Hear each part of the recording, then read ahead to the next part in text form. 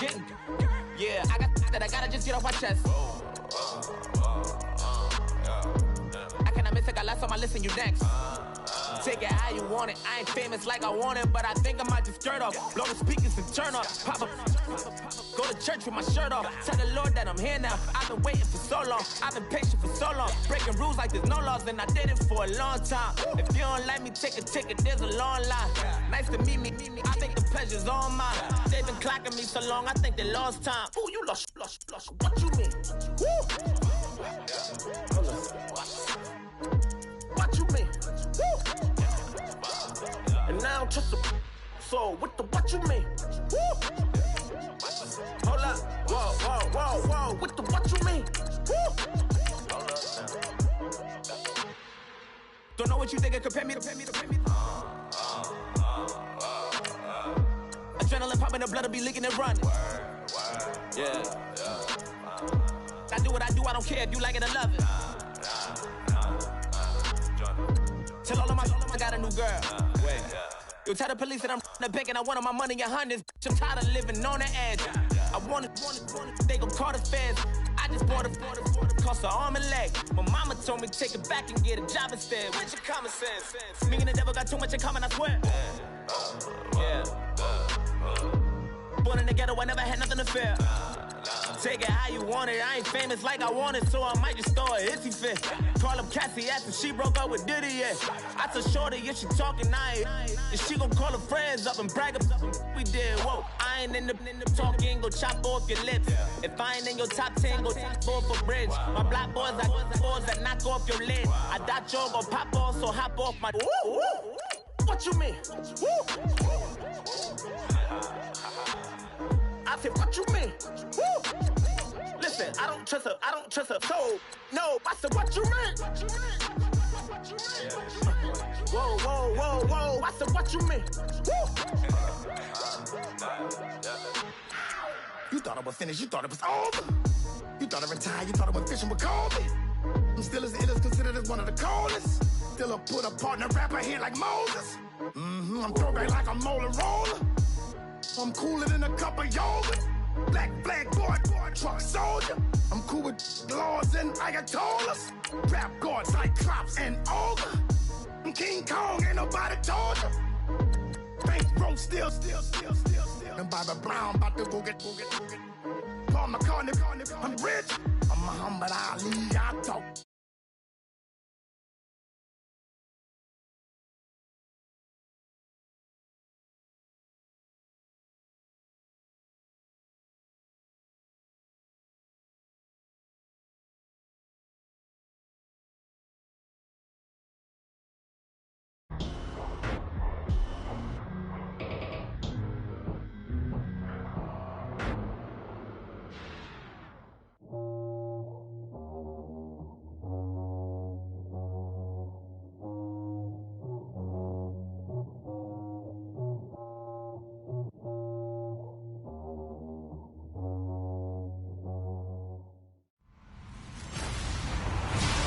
Everybody, I'm Larry Ridley, and this is the NFL on EA Sports. Thank you very much, Larry. EA Sports coverage of the NFL. The National Football League is here and on the air. Coming up, we've got what should prove to be a good one between the New York Jets and the Los Angeles Rams.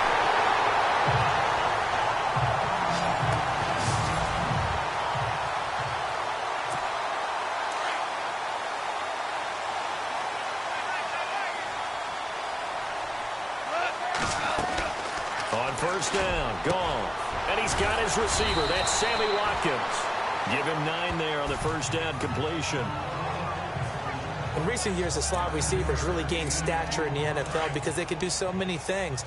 Yes, they can line up wide like your normal wide receiver, but to have that kind of courage and toughness to run routes in the middle of the field and become dependable targets for their quarterbacks and move the sticks, those guys are worth their weight in gold. It's a 9-yard gain, and it keeps the drive moving. Boy, Charles, Todd Gurley finished the year with a bang. And even though they lost the Falcons, he was over 100 yards in that game. Weeks 15 and 16, he was fantastic. a comeback year for him, wasn't it? It certainly was, because we saw him explode on the scene as a rookie in 2015. 2016 just never could really get started. We didn't see the big runs. Heck, we didn't see 100 yards. Back live now to begin the second quarter with Charles Davis, Brandon Gaudin. It's the Rams with a football to get us going. And they're on the move here. They've got it 1st and 10. And he's going to be stopped dead in his tracks at the 1-yard line. Another nice gain, 13 yards that time, and another first down. Tremendous blocking by the interior of the offensive line. They didn't just gash him there. They blasted a gaping hole for him to gallop through. I think if he comes back to the huddle, he better be giving them a whole lot of credit and thanking them for that much space to rumble.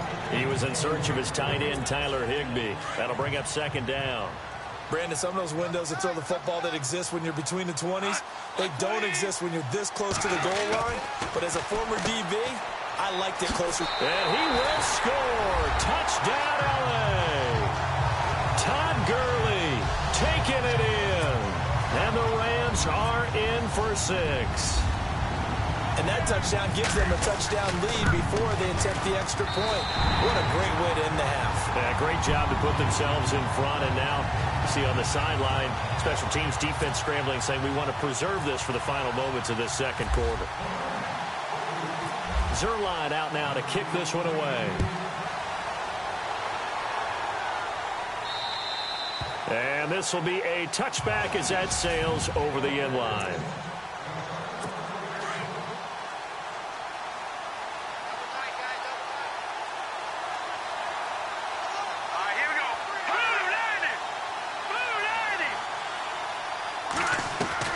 McCown now on 1st down. And his first pass is incomplete. Well, too much oomph. Too much mustard there on that pass. They really turned it loose, didn't they? Really cut loose with that one. Sharp, strong. Didn't lead to a completion, though. Made it very difficult. Let's go! On 2nd down, Forte. And again, he's going to be stopped up right at the line of scrimmage. No gain on that one as it brings up a 3rd and 10. And as a defensive end, getting off the ball quickly, swarming to the football, making a tackle, that's what we saw right there. Yeah, that's what their job is. And really, a lot of the time, they have to throttle back a little bit in the run game because you know those defensive ends, they're like in a sprinter stance. They're just headed straight for the quarterback. That was good recognition on that play to hold them to no gain. And they will not get a chance to return this one as it's through the end zone for a touchback.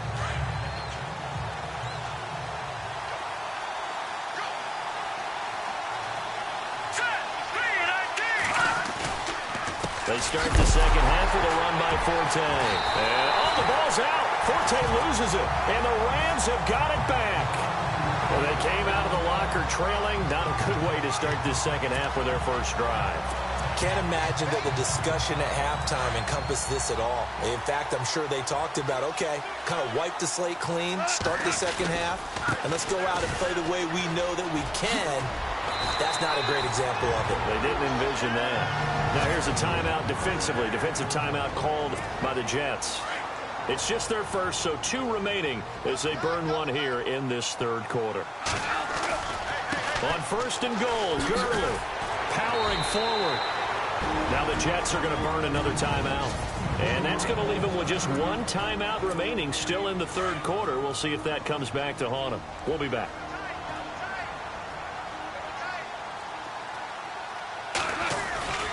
Now on 2nd down, this is Gurley. And able to push his way forward here for a good little gain. And play is stopped here. Timeout.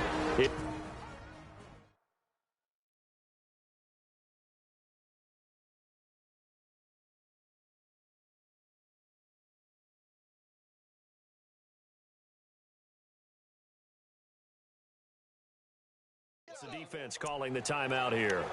So, boy, that's already the 3rd they burn here. They are out of timeouts now before we've even hit the 4th quarter. They come out with 1 back and 3 tight end. And he is into the end zone. Touchdown, Los Angeles. Todd Gurley, his 2nd touchdown of the afternoon. And the Rams use the short field to their advantage as they cash in for 6. Still plenty of time left in the game, but now starting to pull away a little bit. Get some breathing room with that one. And I don't want people to think that NFL locker rooms are cookie cutter, that everyone's saying the exact same thing in every situation. But I do know that all 32 teams have an emphasis on starting fast. Game, second half, no matter what. Well, it's first 5 minutes, first 3, whatever. This was a big score to start the second half. New York set to take the field. And the turnover last time, that's sort of been symptomatic of their struggles here in this one. Big word. I like it, though, because you're exactly right. You like that, don't you? All game long, they've struggled moving the ball, turning it over on the last possession. Is that word again, symptomatic? Yeah. I like that. Your analysis, symptomatic of the success of this broadcast. What I like is that you gave me the word, and I just kept using it. Well, they're hoping that the second half is better for him than the first half. They've got to find a way to get him going. He's a big part of their offense. Here we go now. McCown to throw on second down. He rifles one that's intercepted. Picked off by Alec Ogletree. And he's able to get it back to the 33-yard line. Brandon, this is a veteran quarterback back there. He should know better than to make a throw like this. This is definitely not his best ball. And I think he knew this was trouble the second it was leaving his hand. And surprisingly, they take a knee. I have no idea why they would take a knee, but they take a knee. Back now in Los Angeles. It's the Rams out in front here. They've got control of the football as well as we get set for the fourth quarter. The Rams go victory formation as they take the knee.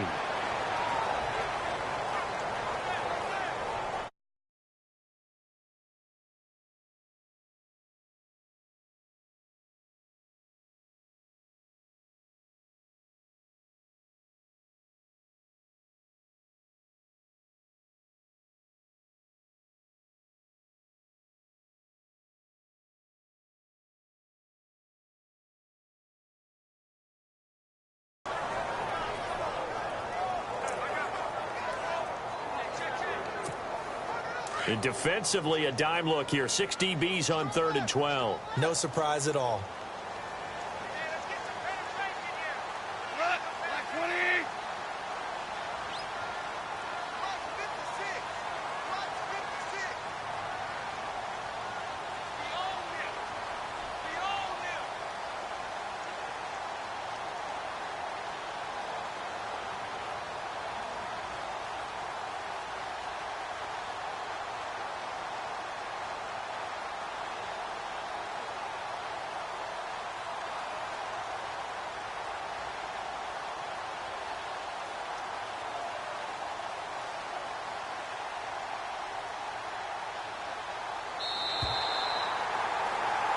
The storyline in this one, Charles, no doubt the number 0, Zilch.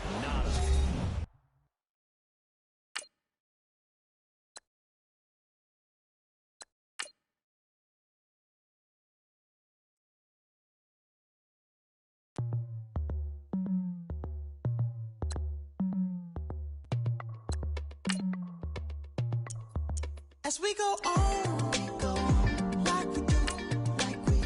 It's hot outside. I wanna just chill with you. What you need to put your little mind at ease. There's a little sunshine in the summer breeze. Oh, yes, right. Baby, if you feel the same, let me know. Let me know. I wanna, yes, I do. What you got to lose? Made it to see a whole nother summer and it feel good. Stop now, top down through the neighborhood. Let the wind blow, open up the window. That girl is poison like Belleville DeVoe. We have a barbecue to do FO. Swimming pool party in the back on the low. Hello, everybody. I'm Larry Ridley. Welcome to Madden 18 on EA Sports. Larry, thanks. EA Sports coverage of the NFL brings us to the Inner Harbor at M&T Bank Stadium in Baltimore, Maryland. Today, we're set for a good AFC matchup between the Miami Dolphins and the Baltimore Ravens. And out bad return here. He gets it out to the 25-yard line.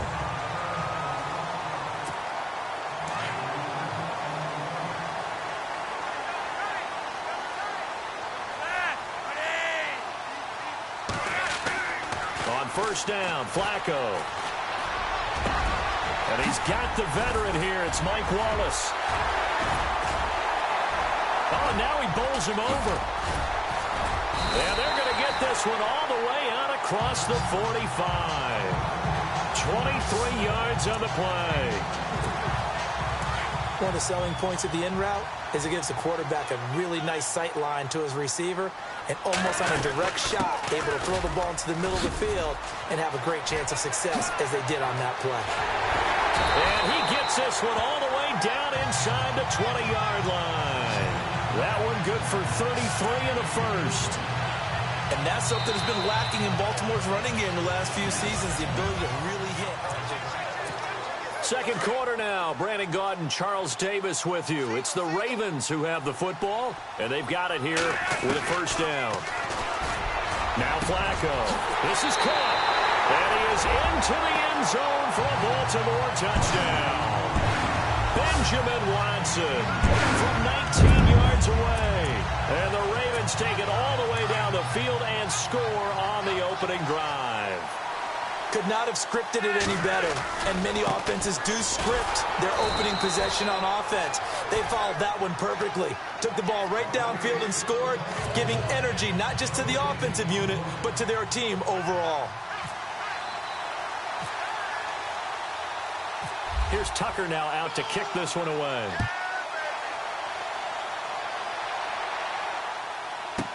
Jakeem Grant now to return. And he'll take this across the 25, couple extra yards up to the 27-yard line.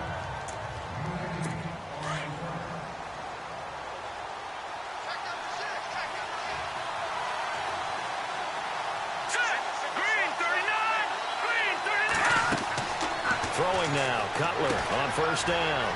They set up the screen to Ajayi. And he'll go out of bounds across the 35-yard line. A Miami first down, that one going for a gain of 11. When you run a screen pass really well, you got to like the look of it because so many parts come together to make it work well. The offensive linemen, where they're faking people out, the back slipping out there, catching the football, then all of them going together as one unit downfield. A really nice pickup. And before this second down play, we'll get a whistle, a signal, and a timeout, as they'll stop it with just over 40 seconds to go in the first half. On second down, here's Cutler. His throw incomplete. He was looking to get it to Jarvis Landry that time. And it's third and short. Let's face it, perfection is something we all chase, whether it's playing this game or whatever we do. Hard to attain, but that's what they were searching for as that pass goes incomplete. Now Cutler looking to throw. And now another one thrown incomplete. I'm not sure we could spot any tendency here on this third down. They could have run it or passed it. Either one was available. They chose to try and get it through the air, but they were unsuccessful. This one away by the punter, Dar. And this will be down just on the other side of midfield. Before the possession switches here, I had written down that I wanted to talk about some of the awards this past season in the NFL. We know Brady was the MVP, but Todd Gurley, Offensive Player of the Year. How about that for a bounce back? Many were questioning whether he'd had a sophomore slump the season before. Didn't even get to 1,000 yards. Was a dominant force in 2017. How about his teammate Aaron Donald on the defensive side? He took home Defensive Player of the Year award. Yeah, very impressive. They had both sides of the ball. Sean McVay deserving, I think you would agree, of Coach of the Year. Yeah, definitely. I mean, what he did for the Rams when they went from last in the league in scoring to leading the league in scoring and winning a division title. And how about the New Orleans Saints? Rookie of the Year, offense and defense. Alvin Kamara on offense, Marshawn Lattimore on defense. Now Justin Tucker. He has hit from 61 in his career, so he has the leg for this. And, folks, this is a 67-yard attempt. And this one is right down Broadway. So we're at halftime here in the Inner Harbor with a home team. All right, hang on here. We'll jump over halftime. Just let the system and graphics catch up. Okay, all set. Third quarter now. Both teams appear ready for the fight ahead, and we resume action here in quarter number 3. And that'll carry over the back line of the end zone for a touchback. Out comes the Dolphins now. They'll go on offense first here in this third quarter. These guys had to punt last time. It has not been a very fruitful game offensively thus far. They haven't even made a trip to the red zone. And I know that everyone's going crazy on that sideline because that drives you berserk to come off the field, not really move the ball well. As you said, not even get to the red zone, let alone, not even put points on the board. They've got to just take a deep breath, relax, try and figure out what is working, and call more of that. Now it's Cutler, and his throw's going to be incomplete. The tight end Julius Thomas, the intended target, and it's second down. Well, pretty good coverage there, and both of these defenses, they've had good coverage throughout this one. No doubt about it, and in today's NFL, where we're used to a bit more scoring, this feels almost like a well-pitched game in baseball on both sides where the tension continues to build. Who's going to make the big play? And he will lose yardage on the play, back at his own 19-yard line.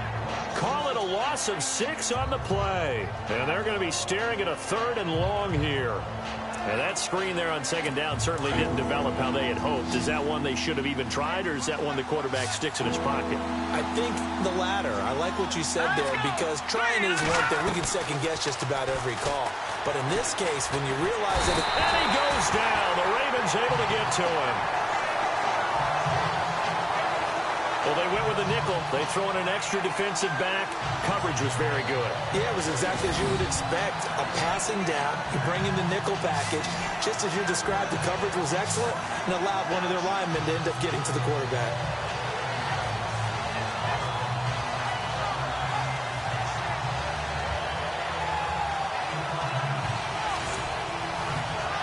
Here's Matt Darr now as the drive goes backwards, so he's on to punt it away.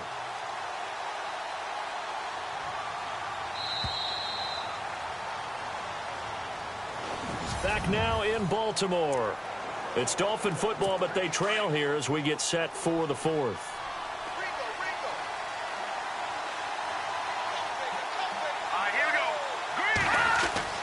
Here we go. It's Cutler on 4th down. And no, it's incomplete. They had to go for it with such little time remaining. And that'll be just about all she wrote for this one. So with that, we can just about close the book on this one, Charles. Yeah, what's the old expression about slim and none? Well, slim. And he'll take it into the end zone for a Ravens touchdown. Terrence West taking it in from 11 yards out. And the Ravens will extend their lead. And to me, that touchdown allows you to start grinning widely on your sideline. I think they pretty much locked this one away. Yeah, that's the clincher, the proverbial icing on the cake, if you will. They'll try and run it up the middle. And he is into the end zone again as he scores both the touchdown and the 2-point conversion to extend this lead. Needed a couple yards for the 2-point try. They go to the ground game, and it works. And sometimes it's the exact right thing to do, because a lot of teams play you for the pass, so you spread people out, decide to run the football. You often find good running lanes.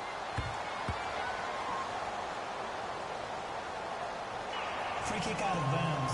Kicking team. And that drives coaches insane, doesn't it? When they see that happen, it just doesn't feel right, does it? Plus, you're giving up yardage.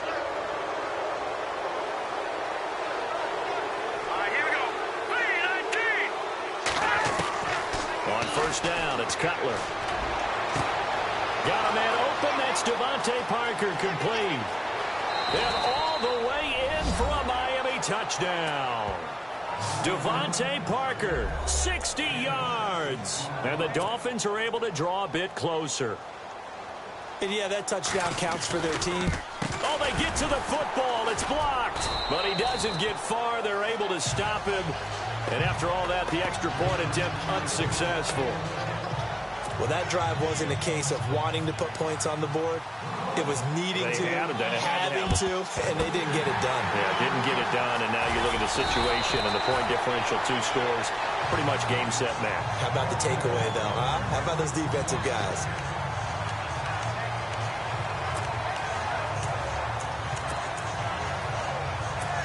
And now Baltimore gets set to take the field. They've got to be saying, boy, thanks for this field position. Yeah, remember their last drive in which they scored a touchdown. That one also began in excellent field position, so let's see if they can capitalize a second time.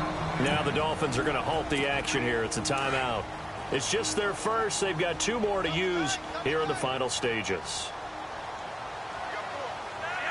And they take a knee. Now the Dolphins are going to take another timeout here. That'll be their second, so 1 more chance to stop the clock here, and we'll be back.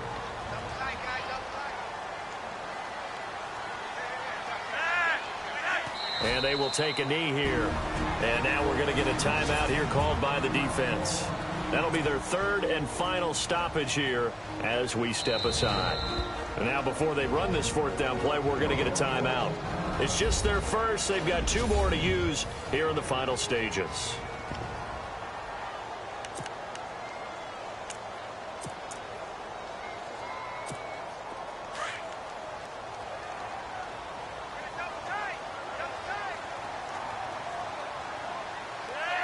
The Ravens taking a knee with victory seemingly in hand here. Out comes the Dolphin offense now as they get set to take over here. So they'll trudge off the field with a bitter taste in their mouths after that failed 4th down conversion. Yeah, there'll be a lot of analysis there on the sidelines. Was it the right call? Was it against the right defense? Should they have even gone for it at all? Will that change what they do going forward in this game? A lot of questions to be answered by them. The defense doesn't really care. They're like, bring it on again. We'll stop you the next time, too. One thing I have learned, receivers don't mind high throws so much to the sideline, but do that over the middle to them, and not only the DB's going to throw a little verbal trash their way, when they get back to the huddle, they have a few words to say to their QB, aren't they? Yeah, hang out to dry a little bit there on the high throw. Luckily fell incomplete. Let's face it, you can run the route tree as many times as you want, get in sync, practice it, do all those things, but once you get to game speed, it doesn't always. And this will be caught at the 30. A big gain of 38 there on 3rd down. First down now, but the clock continues to move. And he'll spike it here with 13 seconds showing on the clock. Offense looking to avoid a 3rd and long. It's 2nd and 10.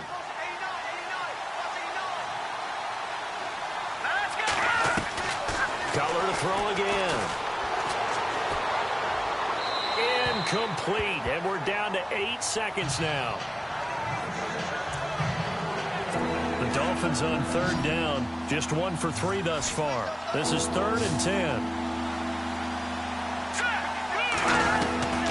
To throw again is Cutler. He's going to let it fly. And this is intercepted, and that should do it. Picked off by Lardarius Webb. And that will write a finish to this ball game.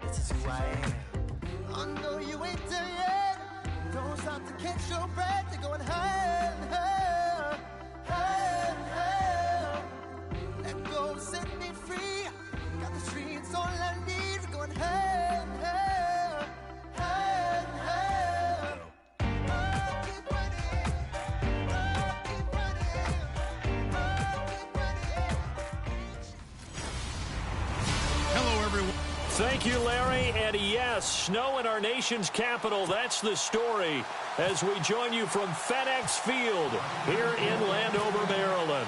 Straight ahead, we've got a good one on tap here between the Indianapolis Colts and the Washington Redskins. And this will not be returnable. It's out of the back of the end zone for a touchback.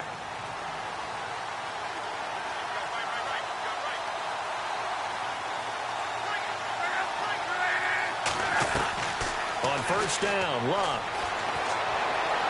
And his first look is incomplete.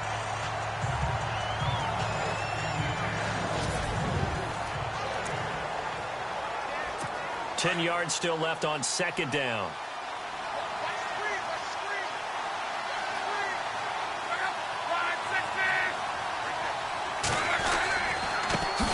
Now the first carry here for Frank Gore. And once again, not much running room, if any at all.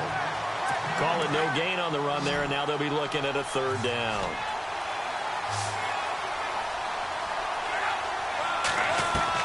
Throwing on third down, Luck.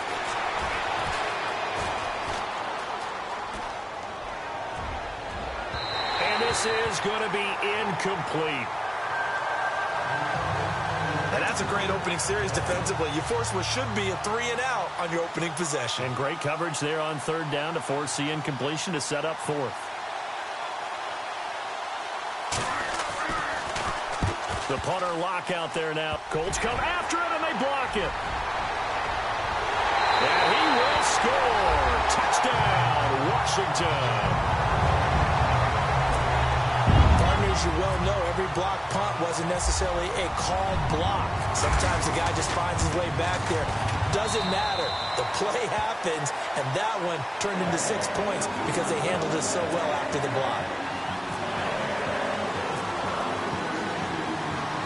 Following the touchdown, Dustin Hopkins will kick it away. And this will be a touchback as that sails over the end line.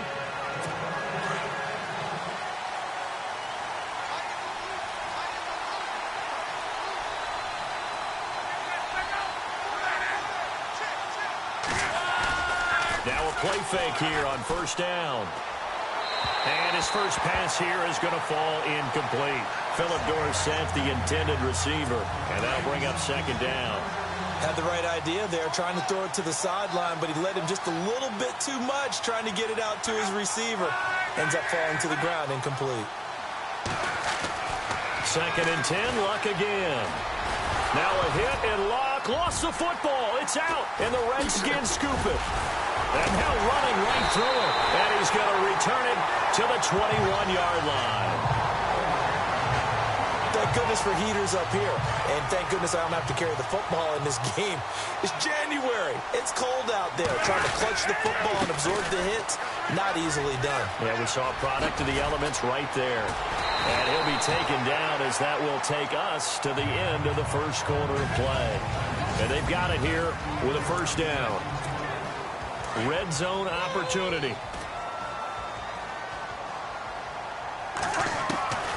Working out of the gun, Cousins. And he will score. Touchdown, Washington. Rob Kelly taking it in from 2 yards out. And the Redskins find a way to stretch their lead. And that'll give them a 2-score lead here, but I'm looking ahead. They just want to hold it for the final moments here of the second quarter. They don't want to give up anything on the other side. No, not at all, because if they don't, it almost had the feel of an imposing their will score. And right now, they want to make sure they keep that and carry it into the second half.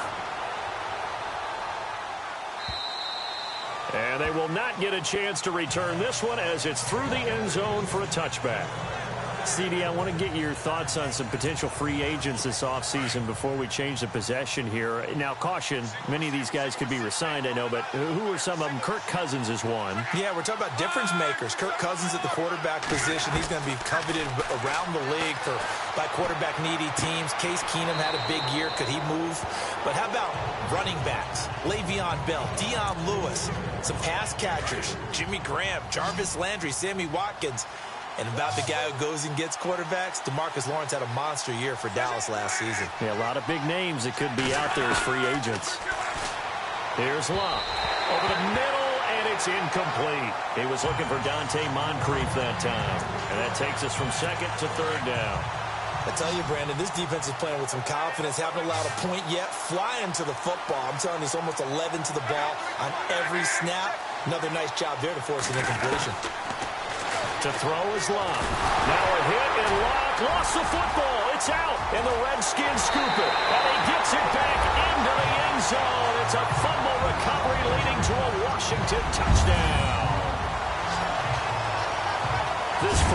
has been a nightmare for that offense. Defense just dominating them. And when you're picking up the ball, picking up their mistakes, and taking it the other way and putting it in the end zone, that's a defense's dream. They're having that type of a game. Everything that can go wrong has gone wrong for this offensive unit.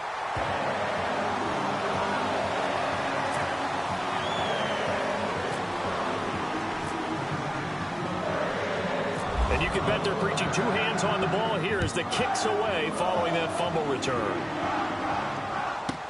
This is taken about 7 yards deep. And in hindsight, probably should have stayed where he was, as he'll only get back to the 16-yard line.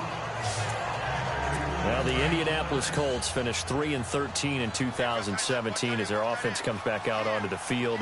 Yeah, you mentioned earlier the offensive line maybe needing some help. Look at all the times that Jacoby Brissett was sacked. I think he said it 52 times. They need maybe some more assistance, though, than just the O-line. Yeah, I would agree with that. The defense was 30th overall. So you've got to find some guys who can stop a few people as well. And one GM in the league has told me consistently over time, Davis, it's always going to be a big man's game.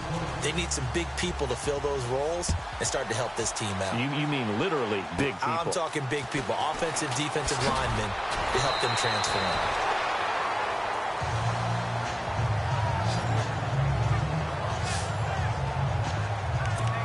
A look at Washington as they come onto the field. They built a good first-half lead. Now they have a chance to add on to it. And what I'm thinking is that the offensive staff spent the entire halftime just working with them on, here's what we think they're going to do to attack us in the second half.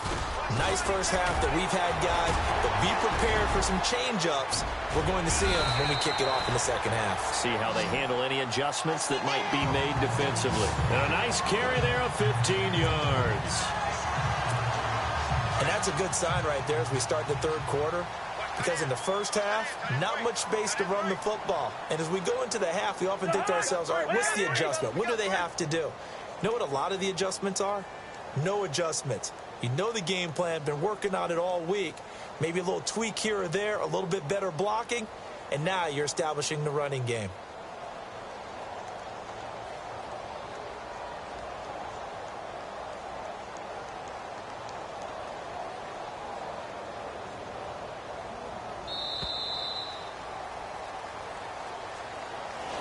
Back now at FedEx Field.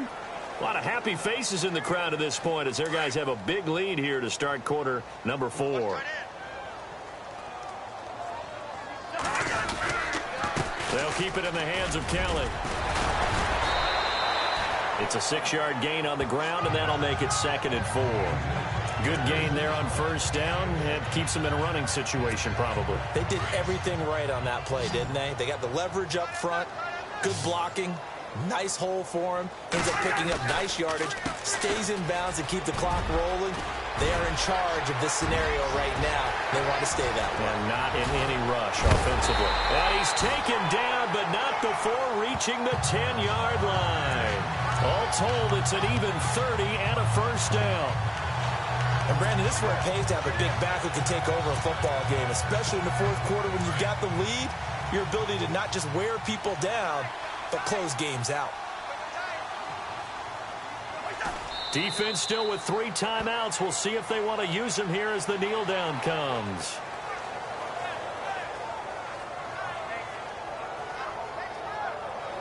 Well, partner, there's something special about a game in the snow. Just always fun in these elements, although a little chillier up here in the open-air booth.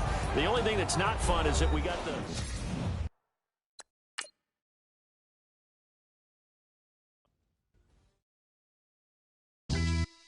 Yeah, pulling up with the crew. Oh my goodness. Must have done same with the roof. Oh my goodness. You sitting looking stupid on the stoop. Oh my goodness. I would take notes if I were you. Oh my goodness. This was designed with the stars, the square and the cross, so we know true north. Oh my goodness. Smiling with 50 carats in my jaw. Oh my goodness. The law, it's a shame, rhyme. Love crime. It's a shame they let us jump out of Bentleys with dirty vans, hit the stage for 50 minutes, get 30 bands. Swiss bank counting clean money with dirty hands, with some hood that's ready to with the. Since I came in, it made my name a name brand. French.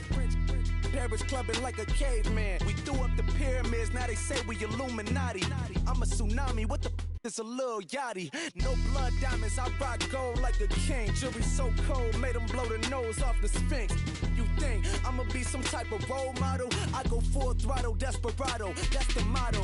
Vic in Chicago, it's Hugh Hef at the grotto. Brazilian model, she mean mugging like Frida Kahlo. Drinking it with an Alicia Machado. I'm the ticket, you just hit the lotto. Hello, everybody. I'm Larry Ridley. Welcome to the NFL on EA Sports. All right, Larry, thank you. We are down on the bayou as you get a look inside the Mercedes-Benz Superdome in New Orleans. Today, we've got a good NFC matchup on tap between the Philadelphia Eagles and the New Orleans Saints. And that'll carry over the back line of the end zone for a touchback.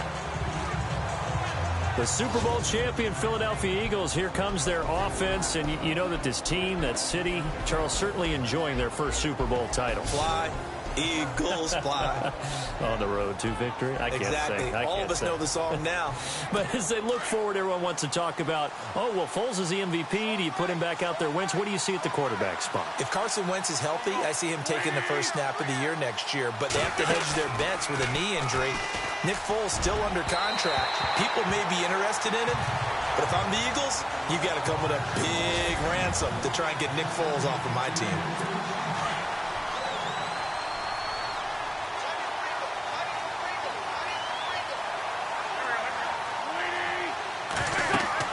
Back to the air on second down. Wentz, screen pass to Blunt, and they'll bring him down at the 27-yard line. So the screen good for only 2.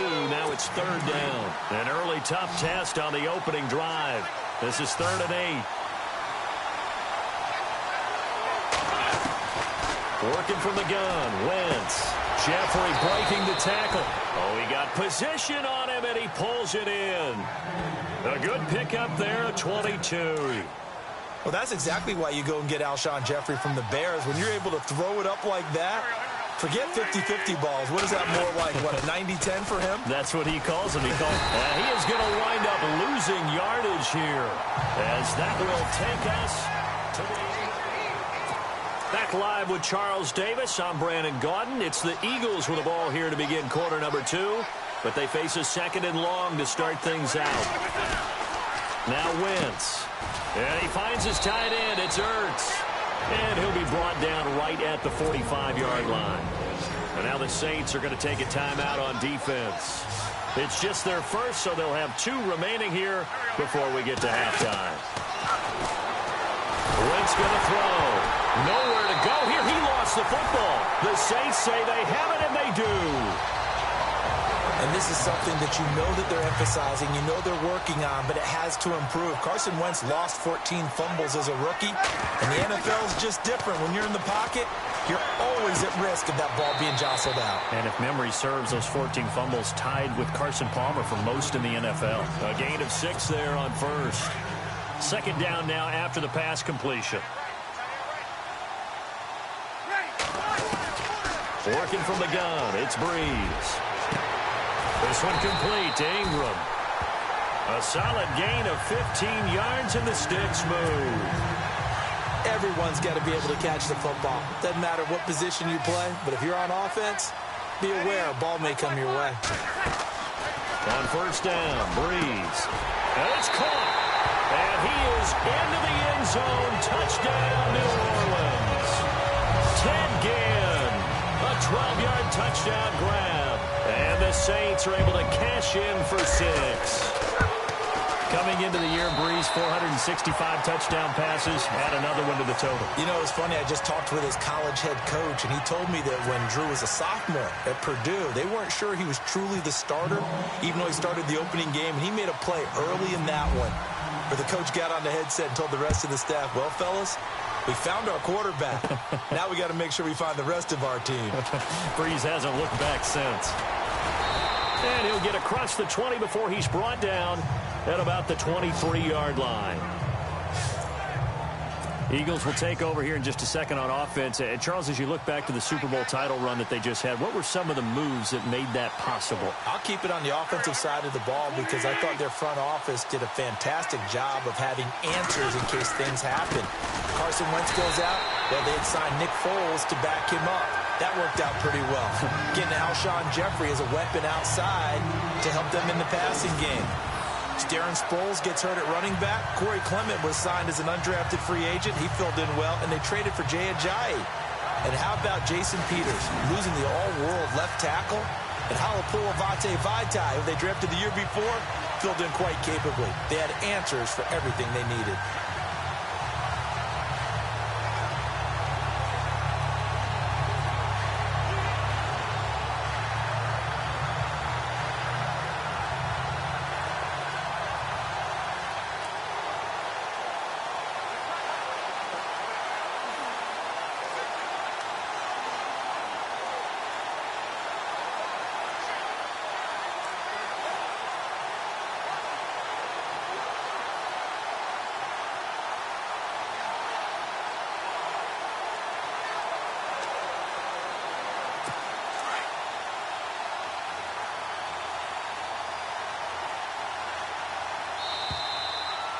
So it's halftime here in New Orleans with the Saints out in front.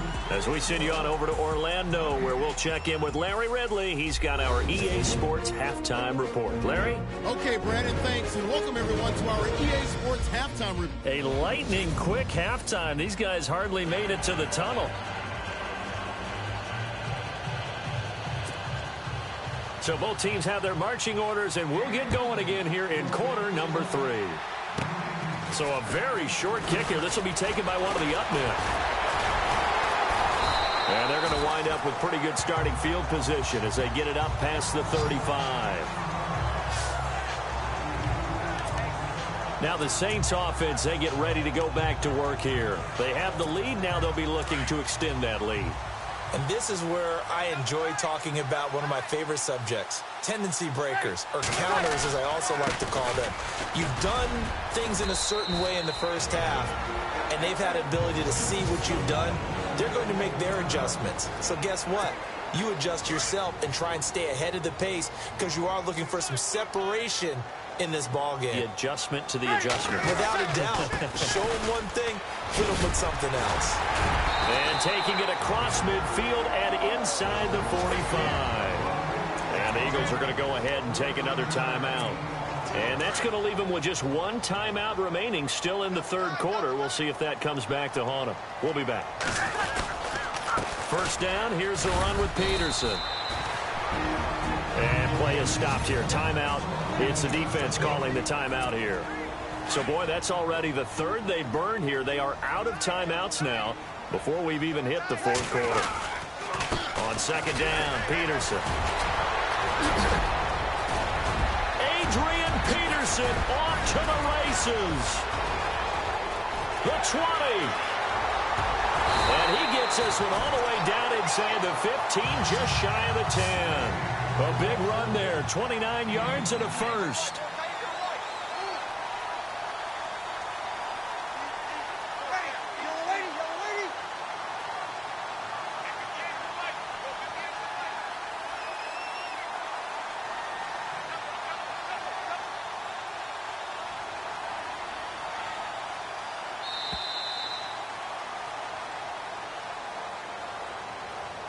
And that is going to do it for this third quarter of action.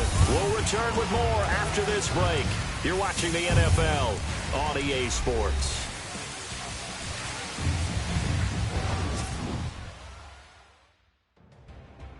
Back now here live in New Orleans. It's the Saints. They'll be looking to expand their lead here. They've got the football as we start the fourth.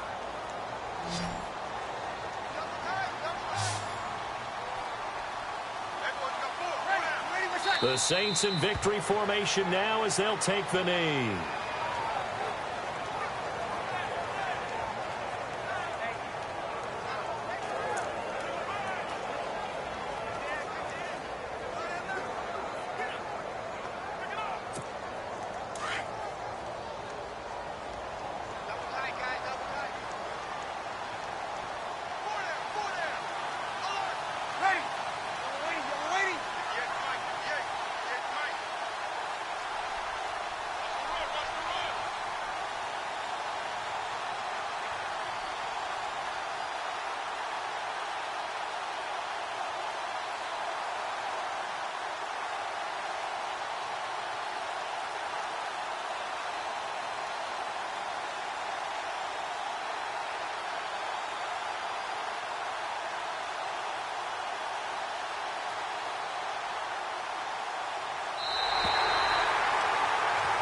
The storyline in this one, Charles, no doubt the number 0. Zilch, nada. A shutout so hard to do in the NFL. It really is, and what an accomplishment, because you feel that not just on the...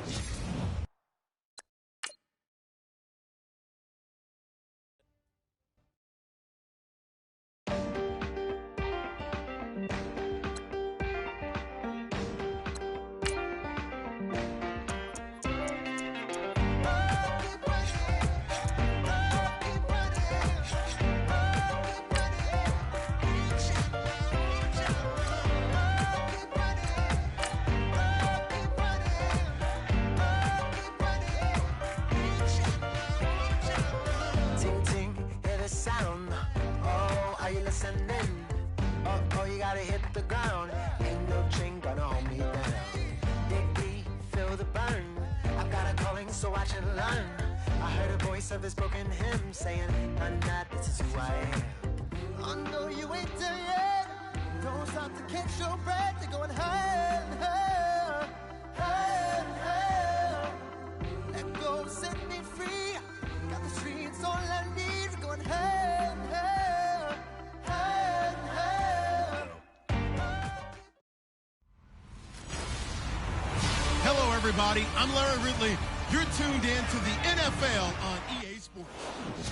All right, Larry, somewhat surprisingly, the rain has held off. Just overcast skies so far as you get a look inside CenturyLink Field in Seattle. Coming up, we've got a good matchup on tap between the Kansas City Chiefs and the Seattle Seahawks. To return, here's Chris Conley. And he'll take it up past the 25 to the 26-yard line.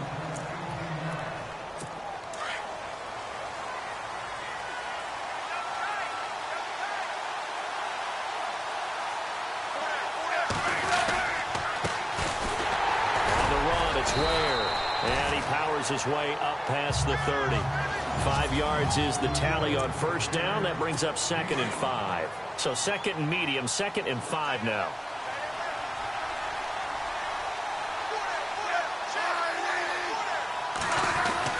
Back to throw, Smith. And this one caught by Travis Kelce. That catch good for 5. It's 3rd down. I think defensively you're okay with that. You're in the first quarter. He's going to get some catches, but they rallied to him quickly. And that's what you count on, and I like what you just said. First quarter, can you do it all game long? They catch it, you tackle them, they go down on the spot. Because when you're able to do that, you don't give up big chunks of yardage after the catch. Now you put the offense in a position where every series they have to work hard to pick up first downs. Back now with Charles Davis. I'm Brandon Gaudin as the Chiefs in possession of the football as we begin the second quarter. And they've got it here with a first down. Now a first down throw. It's Smith. And he's got some space. And now the ball's loose. Smith loses it. But fortunately, he's able to recover his own fumble, and that could have been trouble. Now whistles come in. We're going to get a timeout here by the offense, as they get the stoppage with a little over 50 seconds to go in the first half. Throwing middle, but it's incomplete. Chris Conley, the intended receiver, and that'll bring up 2nd down. Well, they're slinging it, and then there's one you got to put a timer on, huh? I mean, that one came in hot. That came in hot, but overthrown out of his reach and incomplete. Now Smith out to the flat. That's complete to his running back. They'll get nothing out of that one, and it's going to lead to a 3rd down. They'll get to the line here, but remember, it's also 3rd down.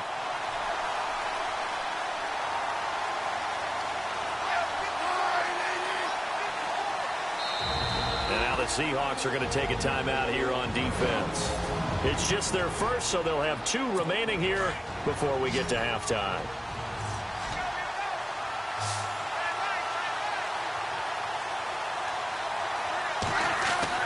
Throwing on 3rd down, Smith. And that one will fall incomplete.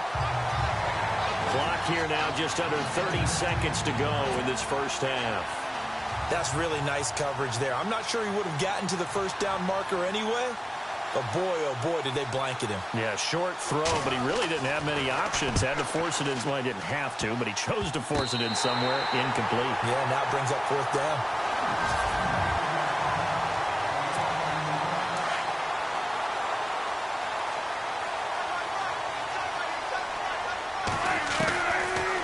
1st and 10. It's Wilson. And the grab made by Doug Baldwin. Now hold everything here. We're going to get a timeout by the offense, as the clock will stop with 18 seconds to go in the first half. Throwing now, Wilson on 1st down. It's caught on the left side by Baldwin. And he will score. Touchdown, Seattle. Doug Baldwin, as the first half is winding down. And the Seahawks are able to strike for 6. And correct me if I'm wrong, that was just a simple fly route, wasn't it? No, there's nothing to correct at all. You got it down pat. And I just remember as a player, when I'd be in practice sessions and I'd hear 9 from the receivers, that meant fly route, go, look out. That was the 9, and he just kept going all the way into the end zone for the touchdown. The long touchdown pass gets him 6 on a very, very tidy 2-play drive that time. Here's Walsh now to kick this one off.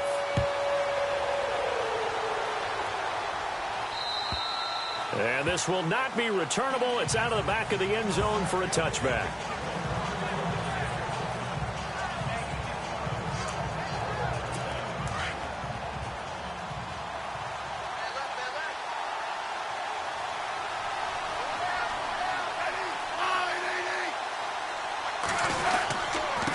They run it here. Ware looking for a seam, but finding none. He'll get back to the line of scrimmage, and that's it. No gain on the play there, 2nd down. So we are at halftime here in downtown Seattle with the Seahawks out in front. As we send you across the country to Orlando, standing by there, Larry Ridley. And just like that, on we head to half number 2. Both teams appear ready for the fight ahead, and we resume action here in quarter number 3. It's a very short kick taken by an up man.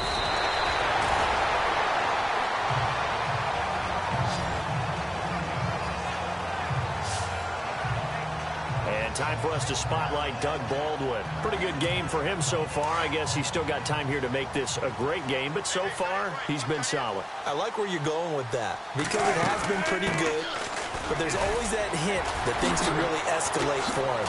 And right now, they feel like they're somewhat keeping him in check, but he has found the end zone once. But, boy, he can explode at any moment. Yeah, and when you hit that end zone once, you want to find it again, don't you? Yes, you do. Makes you hungrier. You get greedy in a good way. So the offense has it 1st and 10. Back to the ground on 1st. Again, it's Rawls. Oh, and now he bowls him over. And a cut to the right and some open field here. And the Chiefs are going to signal for and be granted another timeout. And that's going to leave them with just 1 timeout remaining still in the 3rd quarter. We'll see if that comes back to haunt them. We'll be back.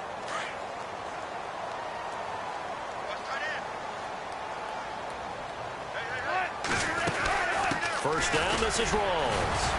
And he only manages a couple here down to about the 38-yard line. And now we're going to get a timeout here called by the defense. So, boy, that's already the 3rd they burned here. They are out of timeouts now before we've even hit the 4th quarter.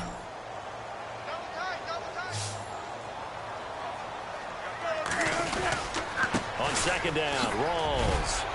Even with the good footwork, he'll be stopped just inside the 35-yard line. Give him 6 yards on the carry. It's going to be 3rd and 3 now. Looks like they're establishing a pretty good pattern here, because they've been very heavy in the running game on the last 4 plays. Yeah, you took the words right out of my mouth. So far, 4 plays in this drive, all 4 on the ground.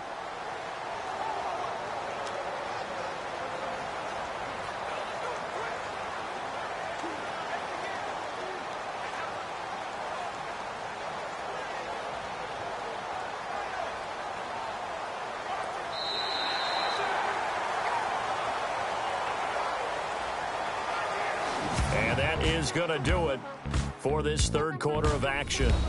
Back now in Seattle, Washington. It's the Seahawks with the possession. They also have the lead here as we get set for the 4th and final quarter.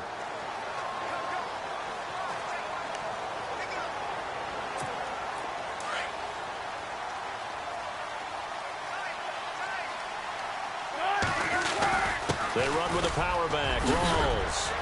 He's got a first down and much more inside the 20.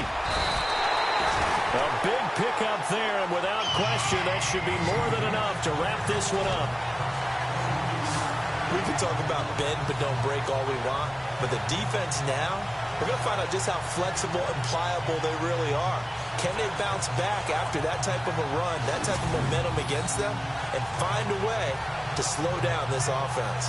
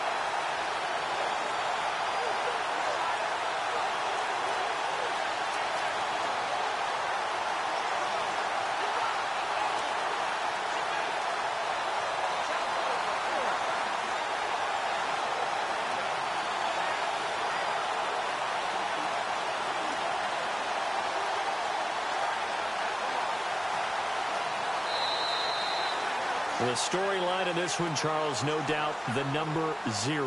Zilch, nada. A shutout so hard to do in the NFL. It really is, and what an accomplishment, because you feel that not just on the defensive side.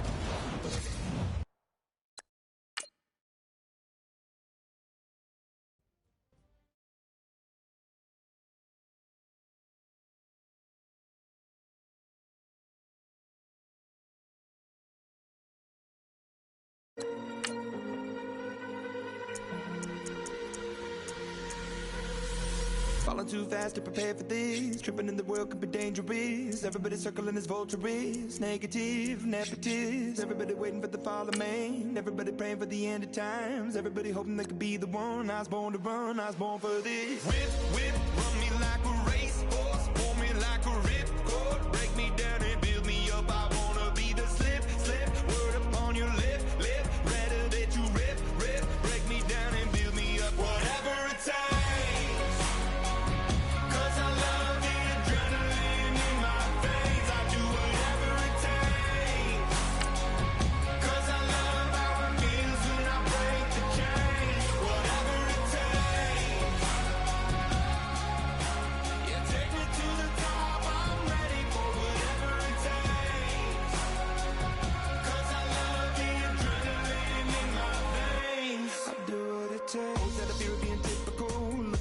Feeling miserable, always hanging on to the visual. I wanna be invisible, looking at my years like I'm martyrdom. Everybody needs to be a part of them. Never be enough from the prodigal son. I was born to run, I was born for this. Whip, whip, run me like a racehorse. Pull me like a ripcord. Break me down and build me up. I wanna be the slip, slip. Word upon your lip. Hello, everybody. I'm Larry Ridley. All right, Larry, EA Sports coverage of the NFL brings us to the steel capital of the world, Pittsburgh, PA, and Heinz Field. Today, it's an AFC North matchup between the Cleveland Browns and the Pittsburgh Steelers. And they're going to start this drive in pretty good shape as they get it up past the 30.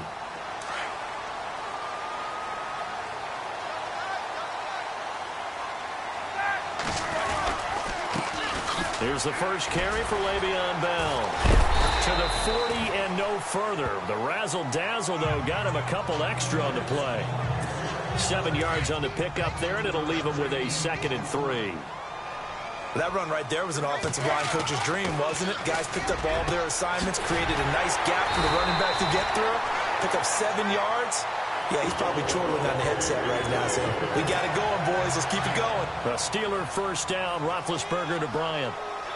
And when you're playing a quarterback with some experience and some moxie, you enter the danger zone when you decide to blitz him, because if he's able to diagnose as he did on that play, he can hurt you downfield. He reads defenses so well, doesn't he? Back with Charles Davis, Brandon Gaudin. It's Steeler football to begin quarter number 2. And they're on the move here. They've got it 1st and 10. Roethlisberger And an incomplete pass. That'll stop the clock here with just under a minute to play in half number 1. Sometimes the coverage is so good, no matter what you're doing on offense, you just can't shake anyone free. They try their best to find someone open, but they took away every passing alley, every angle, and shut the play down. Oh, the rookie nearly had the pick. Probably should have had it. Third down now. Feels like they're getting caught in between here because they didn't completions on first and second down. Now you got to worry a little bit about the clock because you prefer not to give them another shot here in the first half. But if you don't pick up the first down, guess what? You're likely going to have to. Well, third down, he tried to stay in bounds, did all he could. He caught it, but was led a little bit too far. Yeah, and that's always difficult, isn't it? Because you know half of your body is trying to stay behind while the other half is reaching out, trying to catch the football. The top half worked. It was the bottom half that was in question. A little bit of a lower trajectory there on the deep kick, and it worked. Had to do it because he had to drive it out low because of the length of the kick. Able to do that, got it above the defense and over the post. Now it's Duke Johnson here on the return. And he'll bring it a few past the 20 to the 23-yard line.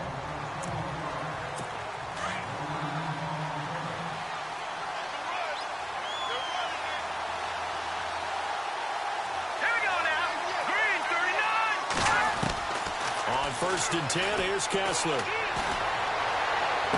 And incomplete to open things up. Fair to say, hasn't been his best game throwing the football, but also not getting a lot of help out there either. Yeah, you nailed it pretty well, you know. He's got to throw it better. Got to get more help. Obviously one that should have been caught. They got to find a way to bring those two elements together so they can make some progress in this one. They'll lose a yard, and it brings up third. Every year I go to the combine and marvel at the speeds that linebackers are running nowadays. They run like DBs. And let's face it, they know how to finish plays, too. Eyes up, head up, run right through him. And he's able to get up here to the 26. And never mind, Larry. These two teams apparently anxious to get back at it. So both teams have their marching orders, and we'll get going again here in quarter number 3. On the return, Jabril Peppers. And he will be marked down right there at the 20-yard line. And now Cleveland geared up to take the field. They're close game, but they're going to need to do a little bit better probably here in half 2, no? I would agree with that totally. I would guess it in the locker room. They talked about cleaning up some of the errors, but overall, I think they wanted to be positive with them. Guys, we're right there. Just not playing as well as we need to. Let's pick it up, and we still have a chance to win this game. Yeah, they do. We'll see if they can pick it up. Partner, I think from our experience together, we have learned that most offensive coordinators are going to tell you, if I'm going to run the football on first down, I've got to get at least 4 yards. They got 5 here. They've got to feel pretty good about that one. This is Crowell on the catch. And they'll take him down at the 31-yard line. They get 6 on the pickup there as the drive will continue. I know most of the time when the ball's in the air, you're thinking wide receiver, tight end, but running backs, they can be a big part of any passing offense nowadays. Back now in Pittsburgh. It's been a very hotly contested game to this point. Just a field goal separating these two teams as we get set for the fourth quarter. Back to throw. Throwing over the middle, but it's incomplete. He was looking to get it to Kenny Britt that time. And now it's second down.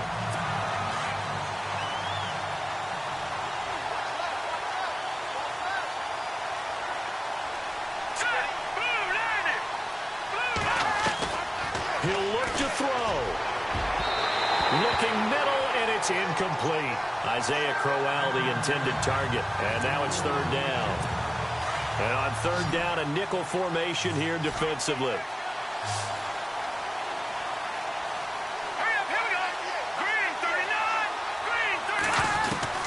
He's back to throw.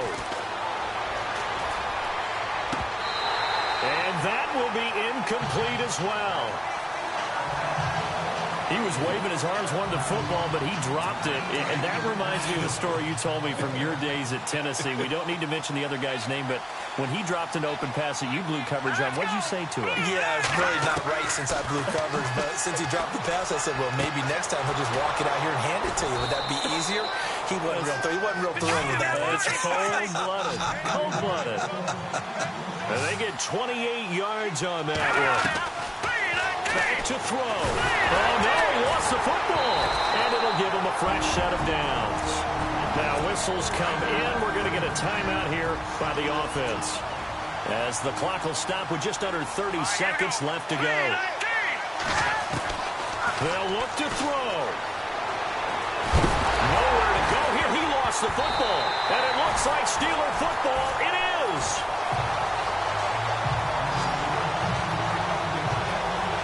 Well, that simply is a missed opportunity. They're in position. If they take the ball downfield and score, they got a chance to win the game. Instead, they cough it up.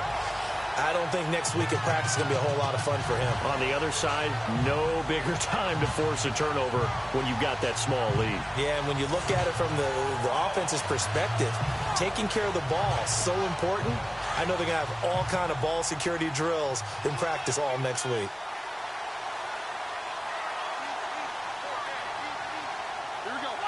Down to a knee here. The defense still with a couple of timeouts. We'll see if they want to use them. And now the Browns are going to take another timeout. That'll be their second, so one more chance to stop the clock here. And we'll be back. On the counter, here's Bell. Good footwork at the 30. Le'Veon Bell. Kiss him goodbye. And into the end zone. Touchdown, Pittsburgh. Le'Veon Bell, 36 yards. And the fumble recovery leads to 6 points for the Steelers. And that touchdown should make you feel comfortable. But do you really feel like it's totally over yet? Not totally, but I think you're pretty much there. Yeah, you still got to make sure you stay with it, do all the right things down the stretch, especially on defense. But that touchdown there, you've got to feel good about your chances.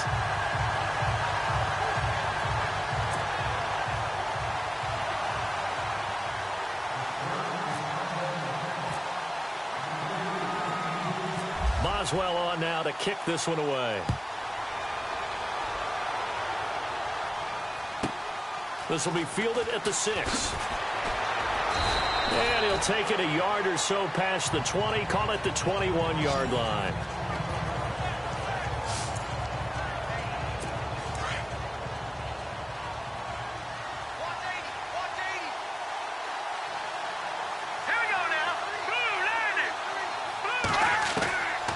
To throw, Kessler. Now a desperation throw. And this is intercepted. And that should do it. Picked off at the 45. And his guys will take over at their own 44-yard line. Obviously disappointing, but you had to go for broke here, down 2 scores. So that forced you to make some throws you definitely wouldn't want to make. And I think this interception is going to pretty much write an end to this one.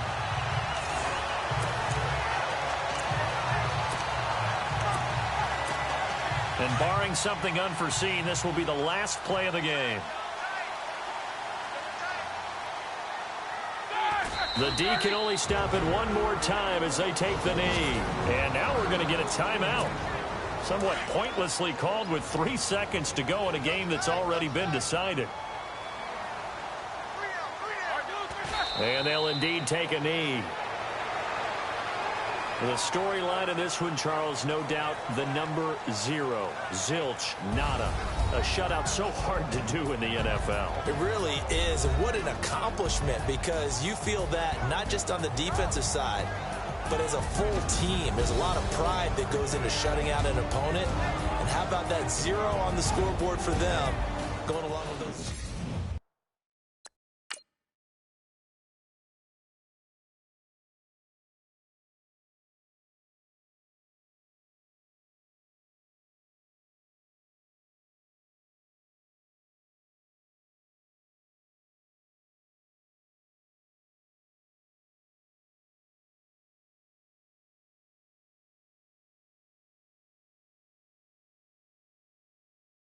Sandals slip slipping off my feet on the sand.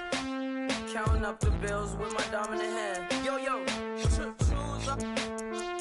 Take this, appreciate it. This too. Right, tear up the rim shot. I'm going global, coast to coast like my G.I. Joe present. I've yet to see a Cobra.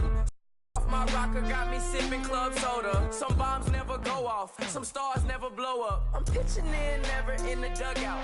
Reaching in my and I can't take a head count. Flashback, 03, things was looking rundown. Now I set foot in the place, it's a luau. Killing like 10 counts, y'all know how we get down. House with the fence around, y'all know that we en route. Transition from the Impala to the Fisker. I should charge admission for that to get the dessert. Left the doors up, now the Lambo has pigtails. Since you getting comfy, I'ma let you sit there, I'ma let you stay there. When I shed a tear, they didn't have no care. Hello, everyone. I'm Larry Ridley.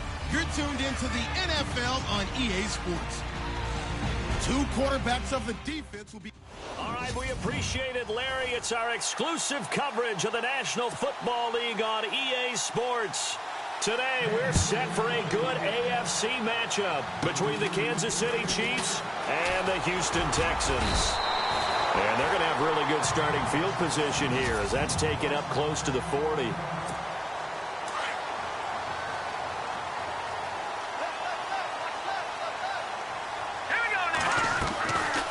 First down at Savage.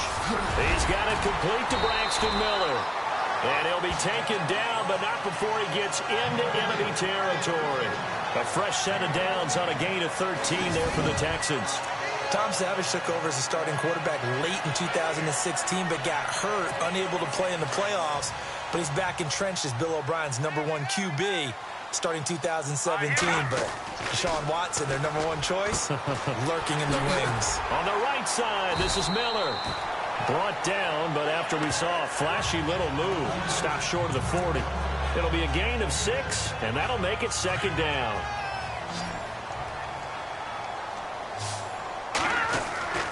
On second down, here's Savage. Throwing the out route incomplete. It's Griffin. And he's going to get this inside the 30.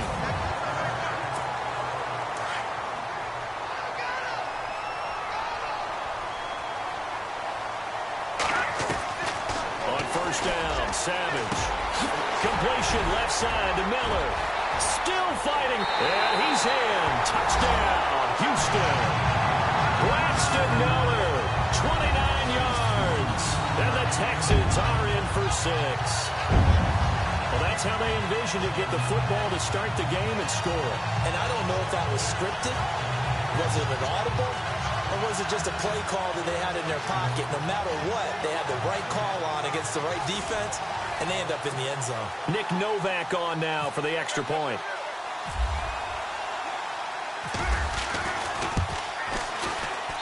And the Texans take a 7-0 lead.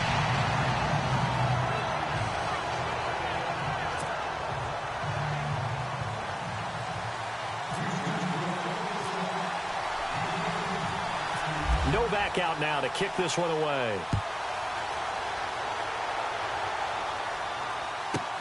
This one taken just inside the 10. And a nice return sets him up pretty good here at the 30-yard line.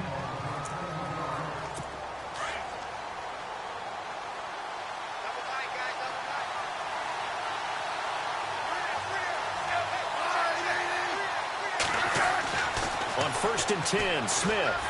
And his first pass is incomplete. Gavin Escobar, his big tight end, was the intended receiver. That'll bring up second down.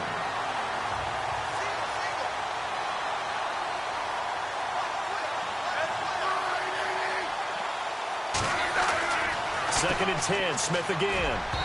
Throwing over the middle, and it's incomplete. Albert Wilson, the intended receiver there. And it'll bring up third down.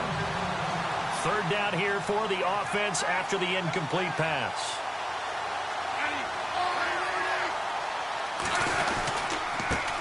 And the first carry for the former Clemson Tiger, C.J. Spiller.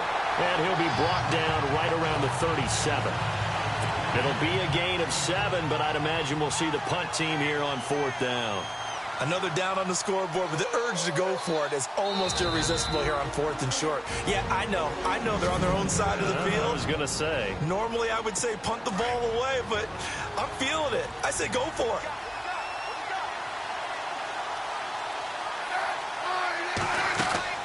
The final shot here before break. Smith into double coverage, and it's intercepted.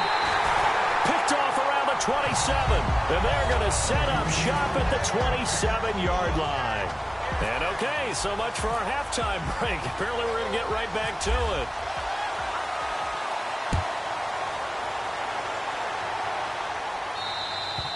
it. And this will be a touchback as that sails over the end line. Alex Smith in the offense heading out for their next possession. And he's had some time to chew on that interception he threw on his last drive back in the first half. Well, normally we say, come on, get him right back out on the field and play again, right? But as you mentioned, had the halftime, had to stew about it a little bit. Maybe he'll have a chance to relax a little and kind of laugh and chuckle and let it go. He'll hope to respond positively here to start the third quarter. Nice job by that defensive front there to hold him to a short gain on first down. Well played, I must say. Yeah, only getting 1 yard. There was no room to run. To throw on second down is Smith. The tight end Kelsey has it over the middle. And they're able to get this one across the 35. The Kansas City first. Smith finding his fellow Pro Bowler Kelsey. They gave up the completion there, but this is what zone defenses count on. Catching the ball and not much run after the catch. Trying to run the option right. And now the ball's loose. Smith loses it. And the Texans scoop it. And he'll just get back to the line of scrimmage, if that. And with a flag on the field. And that one looks to be in the area where someone was held. Defense.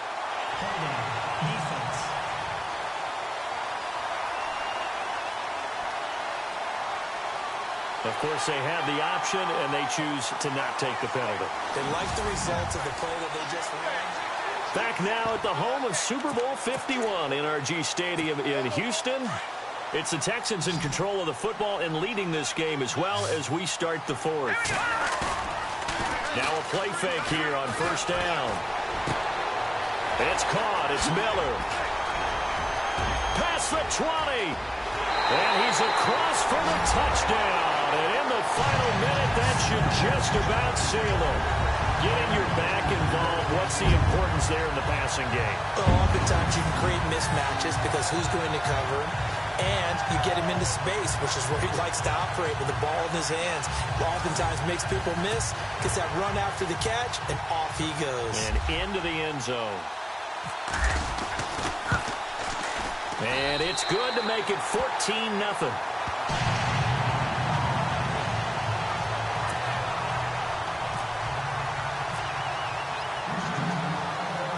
Novak out now to kick this one away.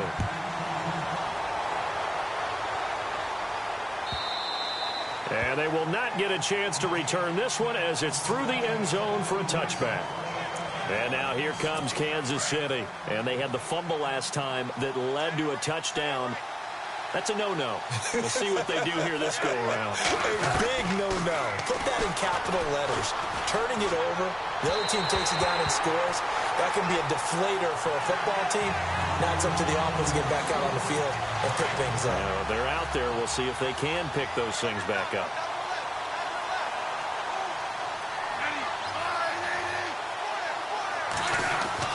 On 2nd and 10, Smith. And now the ball's loose. Smith loses it. But it looks like the Chiefs are going to get it back.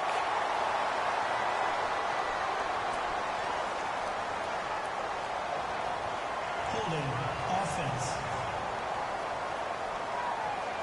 So they will take the sack instead of the penalty. And it takes another down off the series. But the biggest one of all, do you want to tell the guy who just got the sack that it no longer counts? No. No, not at all. 3rd and long, it's Smith. And this is intercepted, and that should do it. Picked off by Jonathan Joseph. And they will score a pick six for the Texans TD. That's the story of the game. They've been suffocating all game long on on defense, they were suffocating there again in a big way. And they've done it not just by out-athleting them, which is often the case, but by being able to adjust to anything they tried to throw at them and beating them to the punch each and every time. This was a defense that was well prepared. And it is now 21-0.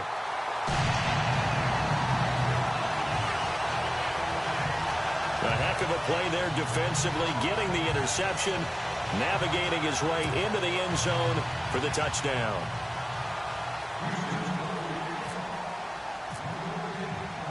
So they throw the pick six. They'll get another shot at it now as this one's in the air.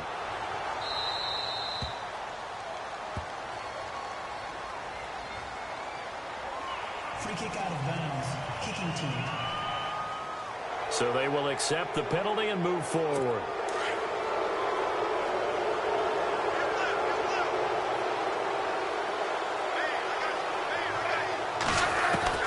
Smith on first down. Oh, he dropped it. And that's pretty indicative of the way this one's gone. Another wayward pass. You know, things started out poorly in this game, and to be frank, they just really haven't gotten much better. And all that does is embolden a secondary. They feel good about what's going on, and they just play better and better. Here's Smith to the right side. It's Kelsey.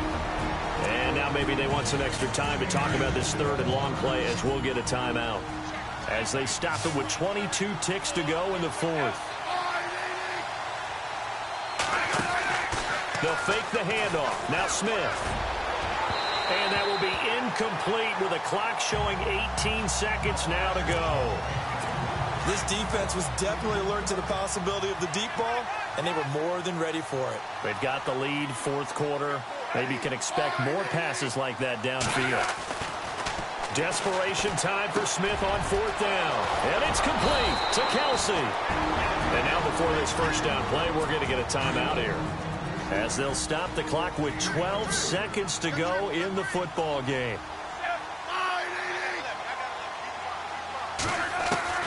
On first down, it's Smith. And that's incomplete. Clock stops with 10 seconds left. Spencer Ware, the intended target. And it's second down.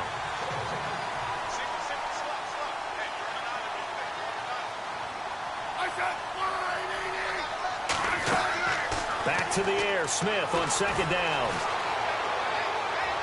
And he'll be hit as he releases it, and that'll fall incomplete. Pressure, and that's certainly going to be a key to this game going forward. And that time, they were able to get in there and influence the throw. And remember, quarterbacks got to get rid of it. They don't have the tucker roll that they can fall back on anymore. Smith. And that will be incomplete, as time has run out on this football game. So, Charles.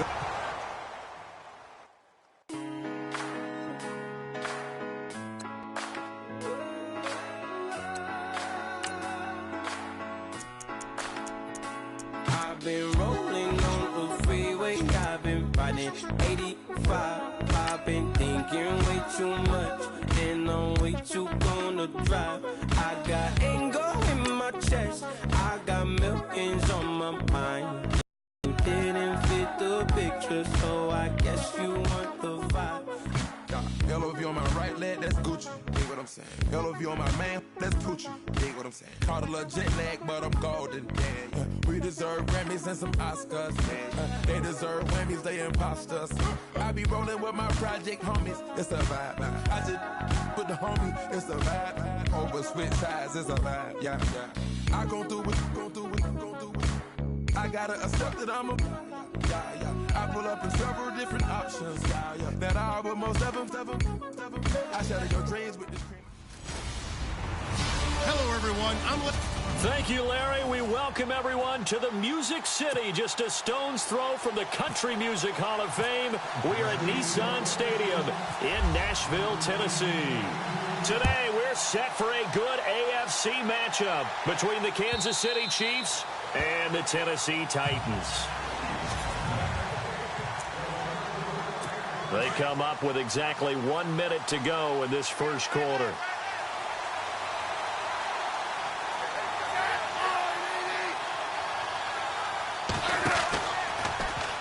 Trying to run the option right side. Smith. Give him 10 yards on the keeper, and it'll lead to a second down. Well, partner, for a few years there, we thought this read option play was going to take over the whole NFL. It seemed like everyone was using it. But it has been scaled back considerably in the last few seasons, mainly because people are worried about their quarterbacks getting hit. But when you call it at the right time and you use it properly, you see the type of gains you can get. A nice chunk of yardage there by the quarterback. 7 yards there, good enough to move the sticks. 2nd and inches is oftentimes an invitation for an offense coordinator to take a big shot downfield because he feels like he can come back on 3rd down and pick up the 1st down. But sometimes you just don't want break tendency. Stay with what you are, stay with who you know, and go get the 1st down. That's exactly what they did. 2nd down following the run.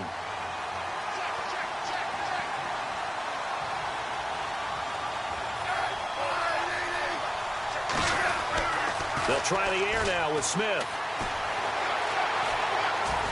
And the Titan defense steps up here, and down he goes. And the Titans going to signal for a timeout defensively. It's just their first, so they'll have 2 remaining here before we get to halftime. So the sack of Smith, and now the Chiefs coming up facing 3rd and long. A shotgun snap for Smith. Out to the right here to Wilson. And he'll get it out near the 40 to the 39. Now another timeout here called by the Titans. So that means they're down to 1 remaining here as we head toward halftime. On 4th down on is Dustin Colquitt to kick this away. Back deep for the Titans is Eric Weems. Oh, it's a wobbler here.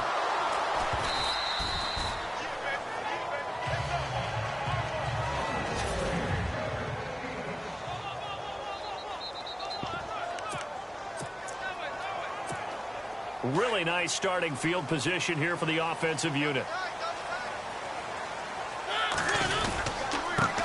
On 1st down, Murray. And a short gain there down to the 37-yard line. 3 yards on the pickup there, and it'll be 2nd down.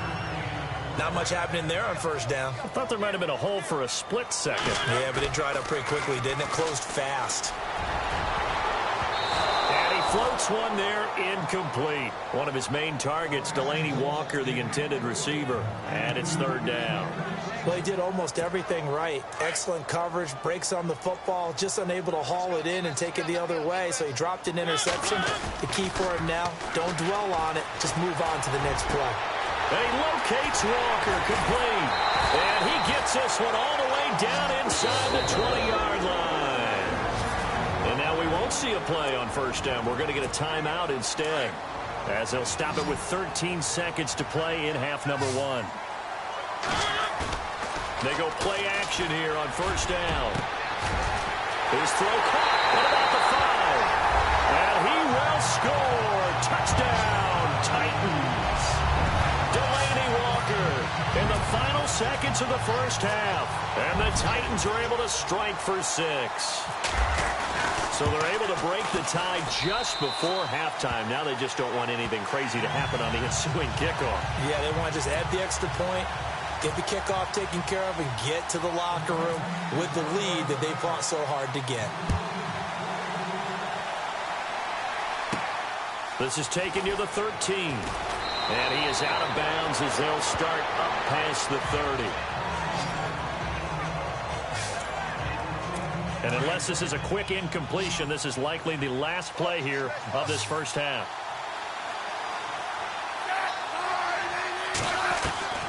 Smith now. A final shot before break. Into a double team, and it's intercepted. Picked by Kevin Byard. So we've reached halftime here in Nashville, the Music City, with the Titans out in front. As we send you down to our EA Sports Studios in Orlando, where we find our man Larry Ridley with our halftime report. Thanks, Brandon, and welcome to the EA Halftime Report. Let's take a look back at the 1st half. Both the Titans and the Chiefs have very low rushing totals. It has not been an effective part of either team's game plan, and you wonder if either side will give a more concerted effort to run it in the 2nd half. All right, let's get straight to it. Here's some highlights from the 1st half.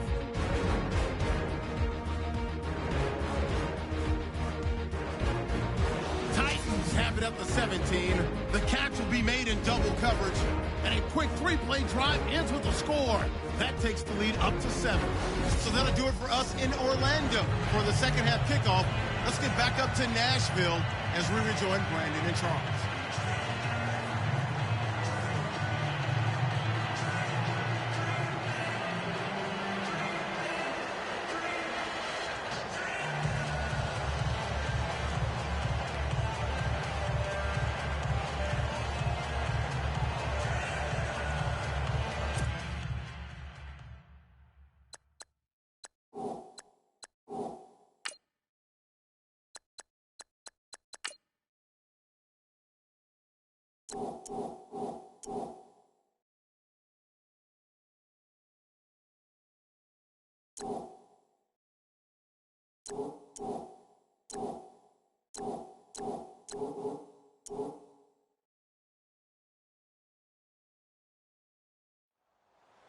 Both teams appear ready for the fight ahead, and we resume action here in quarter number 3. This will be taken short. And he'll weave his way up, all the way up, a few yards shy of midfield. Any return that gets you to midfield is a great return. 1 first down, and you're almost in field goal position.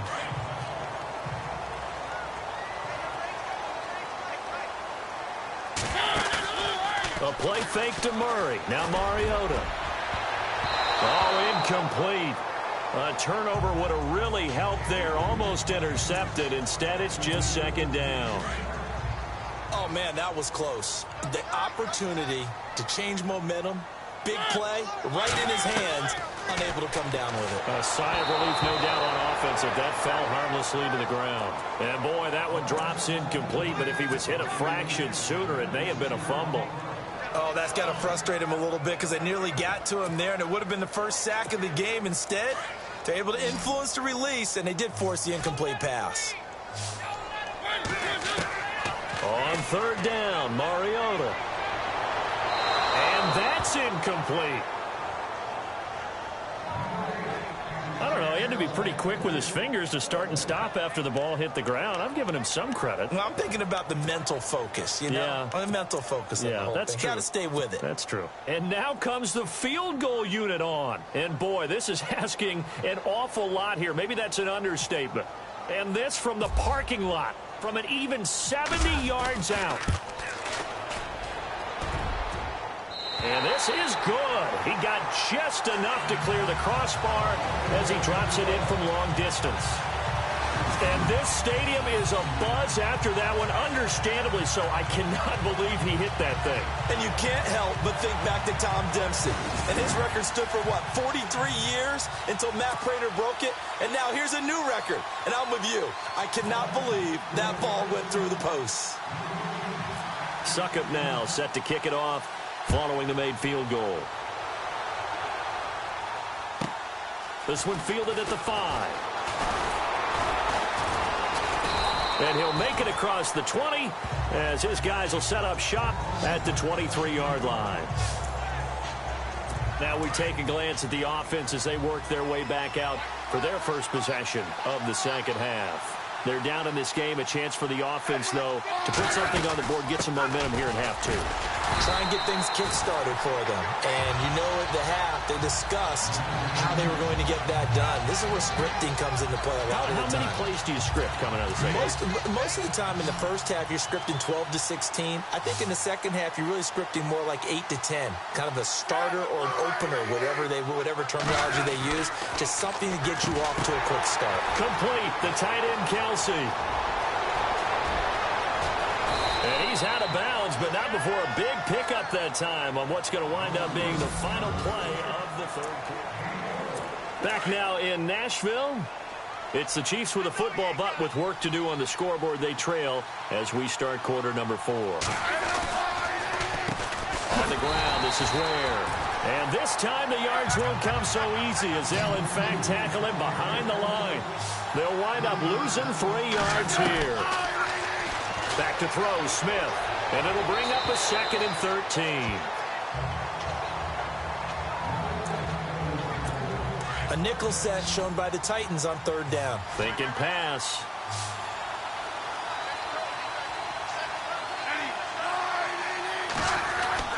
Smith.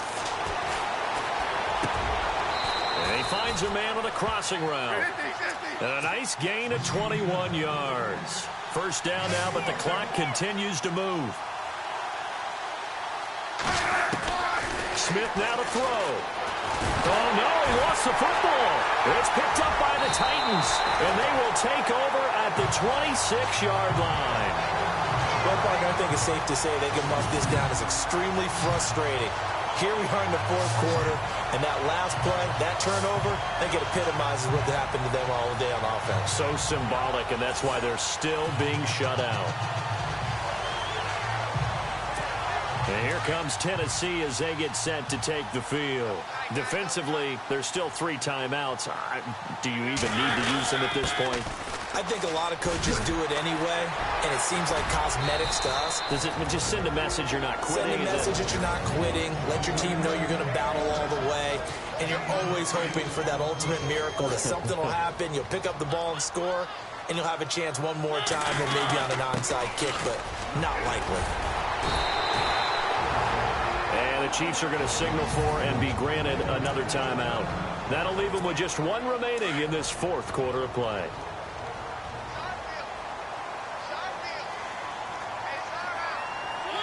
And they take a knee. And play is stopped here. Timeout. It's the defense calling the timeout here. That'll be their 3rd and final stoppage here as we step aside. And they will take a knee here.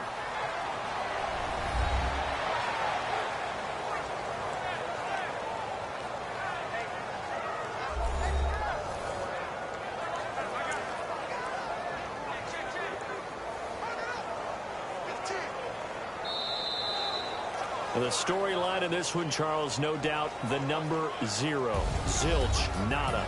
A shutout so hard to do in the NFL. It really is, and what an accomplishment, because you feel that not just on the defensive side, but as a full team. There's a lot of pride that goes into shutting out an opponent. And how about that 0 on the scoreboard for them, going along with those zeros in the time column, too.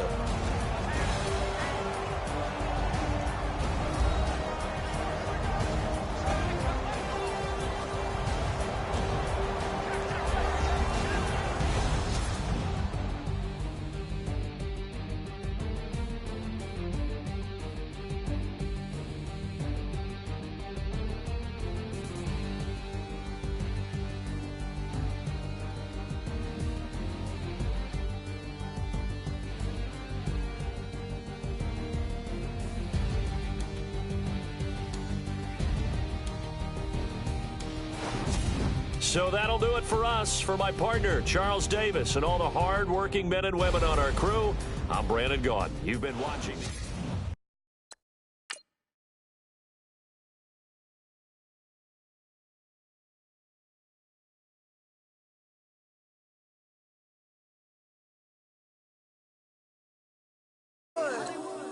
Oh, it's like that now? I'ma show you how to act now.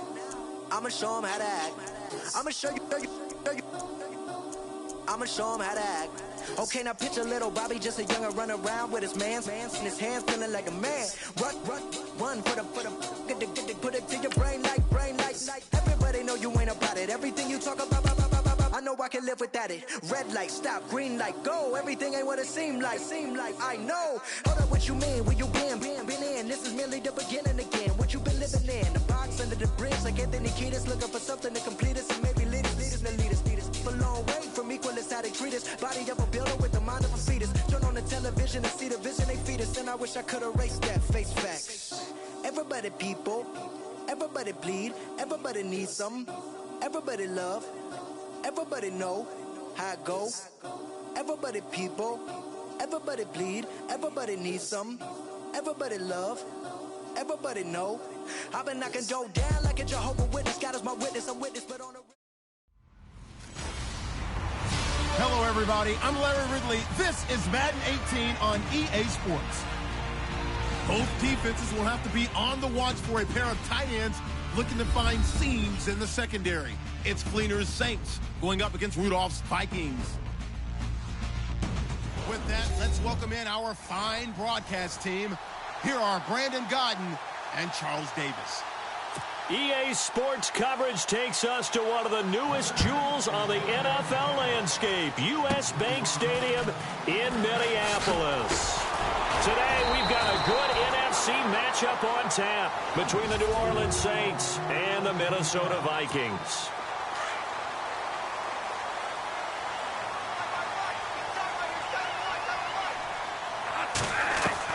Bradford now to throw on first down. And this is going to be caught. He won the fight for the football. A good start offensively. 15 yards on the game's initial play. I do believe we'll see a little bit more of this as this game progresses, because when you can have that type of a game in the middle of the defense, it hurts them in so many ways, because most teams like to be strong down the middle. And if you can sting them there, that opens things up for you on the outside as well. But that's where their big tight end, is so good, that middle third, the seam routes, the in routes. Yeah, you're right. Probably see more of that. Yeah, it takes a lot of courage and fortitude to go in the middle as well. And he's got it. And his throw here's incomplete. Stephon Diggs, his intended receiver. Third down here. It's a tried and true formula, and I don't think it'll change for as long as we play football. If someone's trying to throw the ball and you can put pressure on them and make it tough, that's only going to help your defense. Yeah, he's since being hurried. He got rid of it before taking the hit, but incomplete. On third down, Bradford. And he's got Kyle Rudolph. The 21 yards there as they convert on third. Brandon, unless my eyes deceive me, I think they found a matchup that they're trying to exploit here, don't you? I mean, that's the second time they've gone to him here on this drive. Yeah, opening drive. It's a tone setter, right? I think they're going to be looking his way a lot. Yeah, and I think that the way things are going... Back now with Charles Davis. I'm Brandon Gaudin. Second quarter begins with the Vikings holding the football. And they're on the move here. They've got it 1st and 10. They'll tussle for it, and this is going to be caught. 17 more yards on that one as they keep the drive rolling. And now the passing game here in the second quarter starting to heat up a little bit. Don't you feel the rhythm starting to happen, right? You see it now. The confidence is starting to rise. I think now as a play caller, because that has happened, you lean on it a little bit more. You don't. And he will fight his way into the end zone for a touchdown. Latavius Murray, an 8-yard touchdown run. And the Vikings are able to strike for 6. And they do exactly what they wanted to. Opening drive, they get into the end zone. They do it on the ground. And not only is the person lugging the ball happy, of course, because he got it into the end zone. How about the offensive linemen and receivers who are blocking for him? They have to feel great about themselves, sticking it in the end zone on a running play. And that'll carry over the back line of the end zone for a touchback.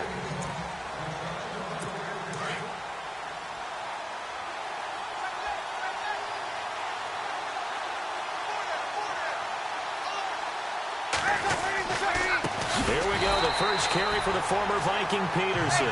And this one goes nowhere. Losing yardage back at the 22.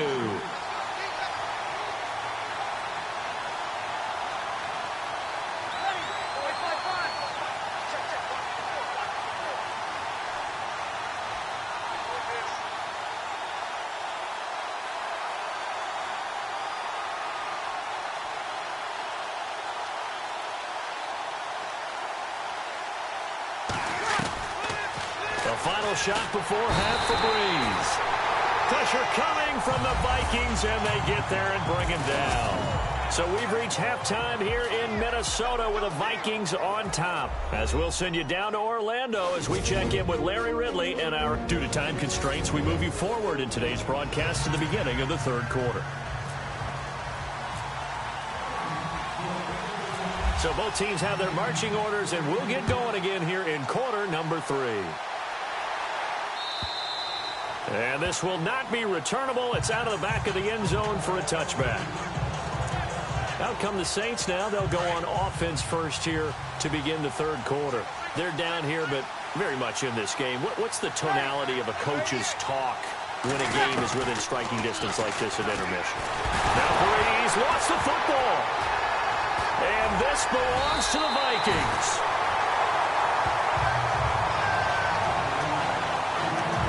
What part do they went empty set there. No backs in the backfield.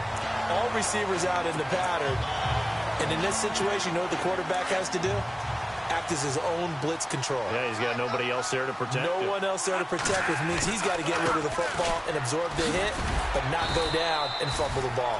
And now the Saints are going to take a timeout on defense. It's just their first, so 2 remaining as they burn one here in this third quarter.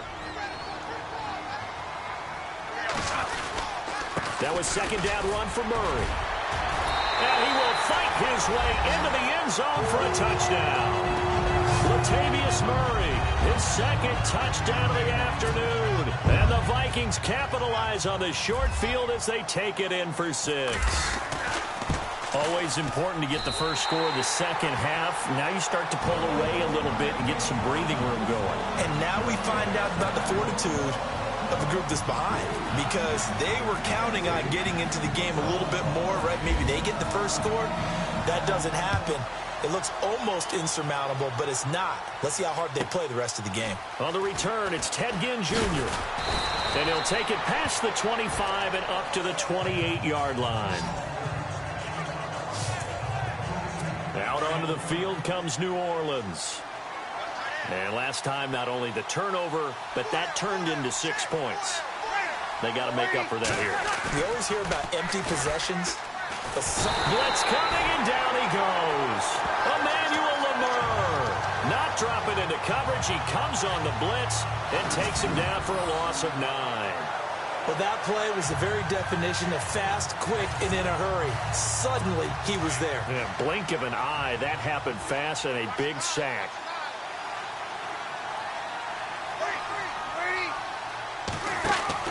Breeze to throw on second down.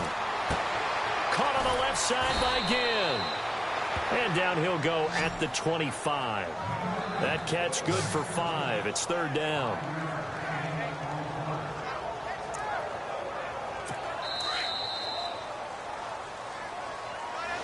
Back now at beautiful new U.S. Bank Stadium.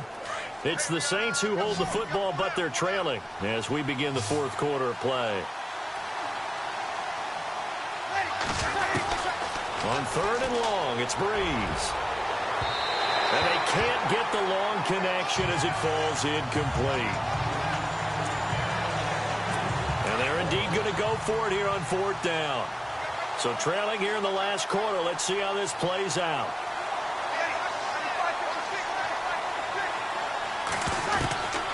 Now Breeze got to have this one.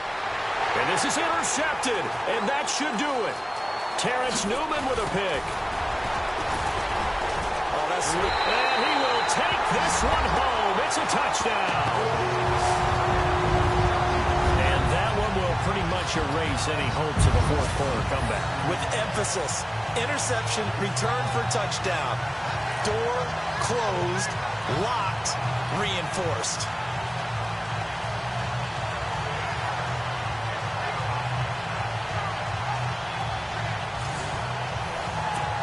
Now Forbath for the extra point.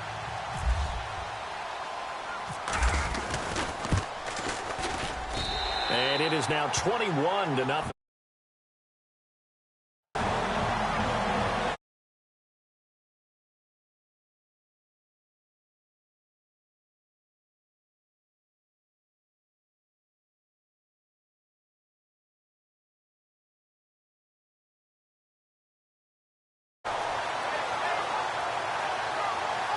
So the defense creating some points, not only getting the interception, but then returning it to the end zone for the pick six.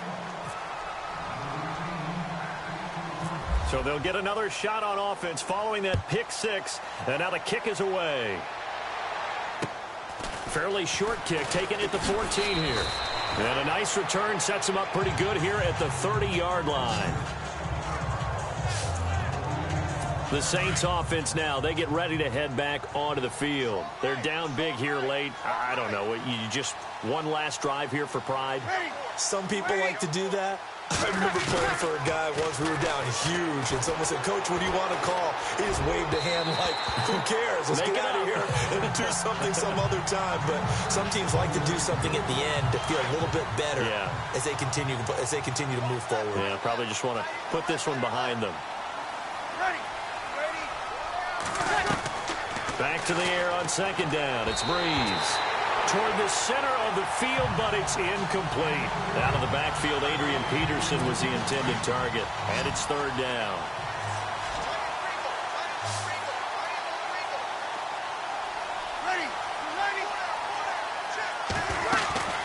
Now Breeze on third down. He's caught on the sideline, but he's not going to have a first down. They say he was out of bounds.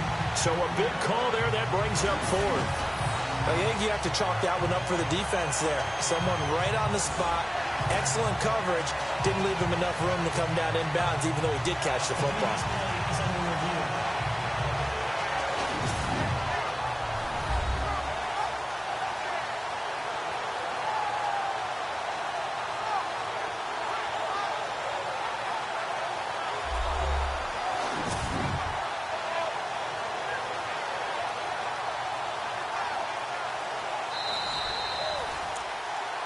After review of the play, the ruling on the field is reversed.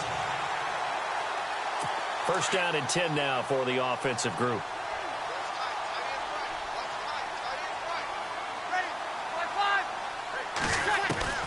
Breeze to throw again. Looking left sideline, but it's incomplete. Tried to get it to Willie Snead there, and that'll bring up second down. Had an open man that time, but ended up putting a little too much heat on it, don't you think, partner? Absolutely. Just needed a touch more air under it. Instead, he fired an absolute bullet. Breeze will try again on second down. And he drops it incomplete, and their struggles continue here. It's been that kind of a day so far throwing the football. It just seems like nothing going right offensively. Yeah, it's a catch that should have been made, pure and simple. And look, everything else that goes into running a good pass route, throw it all out if you don't catch the ball. Been that kind of game throwing the football so far. Nothing going right off. Looking for Ginn, and it's intercepted. Picked off by the former first-rounder Trey Waynes. There he goes left side. And he will take this one home. It's a touchdown.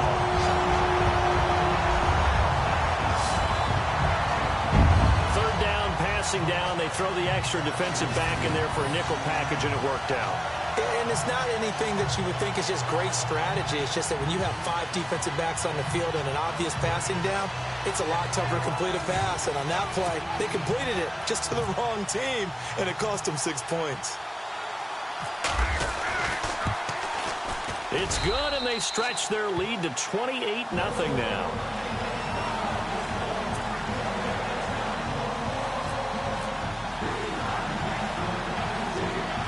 So they throw the pick six. They'll get another shot at it now as this one's in the air.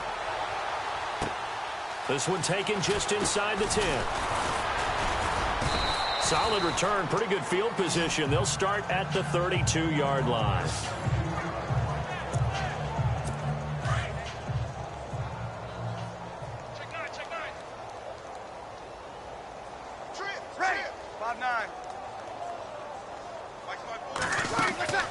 Now Breeze to try again after the pick six. It's brought in here by Willie Snead. And he gets this one to midfield before he's brought down. So Charles...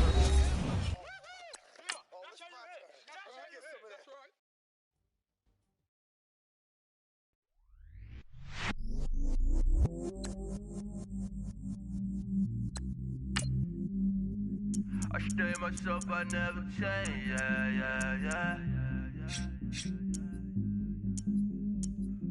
Do whatever, get you paid, yeah. Cause, but I still know. Got 100 different to my cell phone. Still 33 for low. Ride to my dog sitting in jail. It's that liner on the grass, bend it back, roll. I'm on Keller, I'm on Gresham, I'm on Flat Shore. I'm at Magic, I'm at Bally's, let them go. Then it's right back to the bottles and we wide open. Kicking flavor with me, neighbor, yeah, we local. Rap the bottom, cause the bottom where we come from. Me no pray for little paper, need a lump sum. Real spiel, yeah, I'd rather be, yeah, broke, real feel. Hello, everybody. I'm Larry.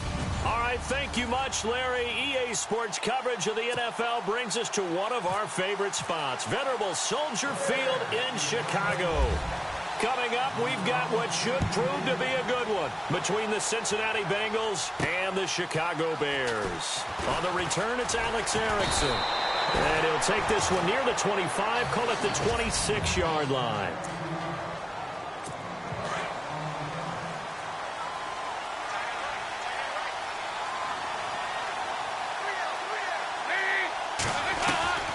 First and 10 for Dalton.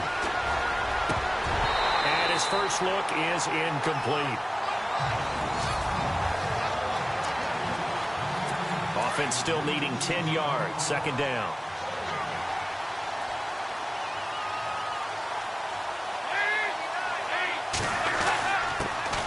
They'll run for the first time with Hill. And not a whole lot doing there as he'll get it up to about the 28-yard line. 1 yard, the official pickup there, so it's going to set up 3rd and 9.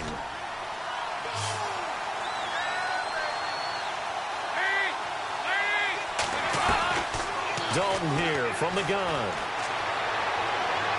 And incomplete. He had nowhere to throw, so he just tossed it away. But that brings up 4th. What's the old adage, be quick but don't hurry? Well, that went right out the window there. He was hurried, harassed. That ball had to be gotten rid of, otherwise he was going to get sacked.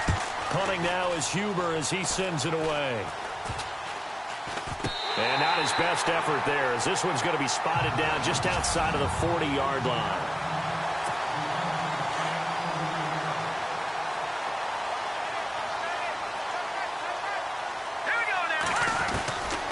Glennon. And his first pass here is going to fall incomplete. Second down now after the incompletion. The fake to Howard. Now Glennon. And incomplete on the deep ball. Pretty nice coverage there, but a missed opportunity for an interception. Let's face it, a lot of these defenders, they've got it all. Speed, athleticism, hands, a little bit questionable. Now Glennon looking deep downfield. And this is taken in at the 5. Brandon Gaudin, Charles Davis back with you as it's Bears football here to begin quarter number 2. And they've got it here with a first down. They'll look to throw again. And no escaping this time as he'll go down. They got him for a sack. Geno Atkins in there to get him for what will be a loss of 13 yards. Well, there's still time to rectify this situation because the silver lining, it took a sack on 1st and goal. But and he is in. Touchdown, Chicago. Victor Cruz, an 18-yard touchdown grab. And the Bears are in for 6. I think if you pulled defensive backs, they would say the corner route, take that out, make it illegal, because that is so hard to recognize and so hard to adjust because your first move is to not get beat in the middle of the field. And that's how they move you first before they break off to the corner. But then as the wide receiver, great job. It's tough to turn those upfield and go, but he did a great job with it there. Really good balance, really good body control. And how about the end result? A touchdown.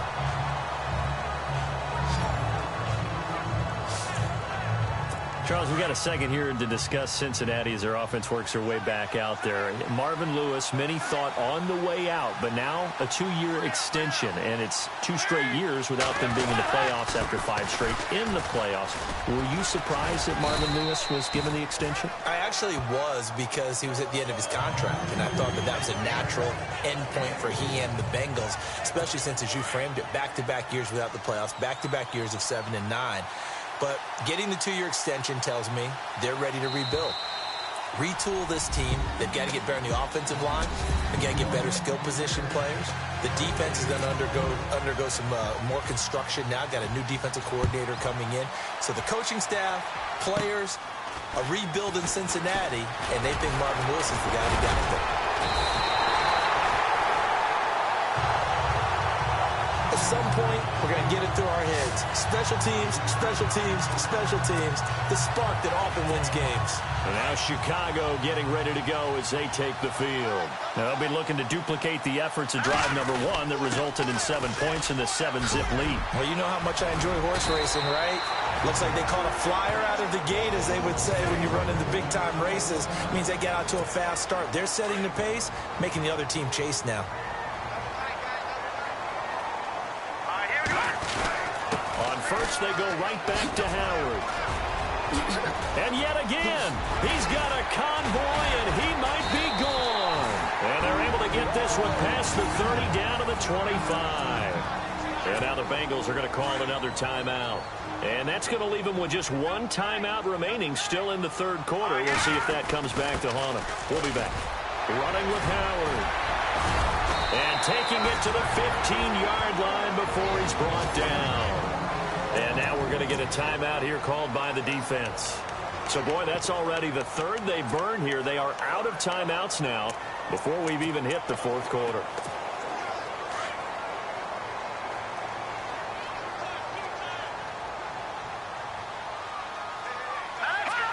And a curious play call here, to say the least. Thought it might be a trick, but no, he actually goes down to a knee.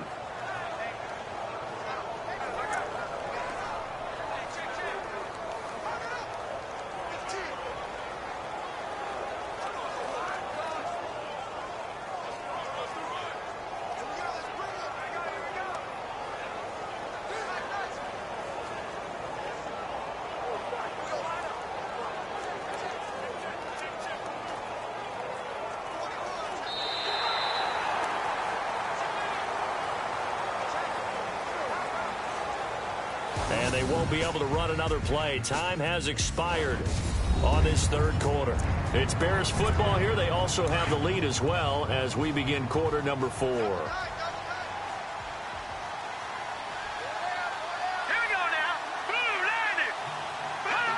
The win for the Bears just around the corner. They go down to a knee.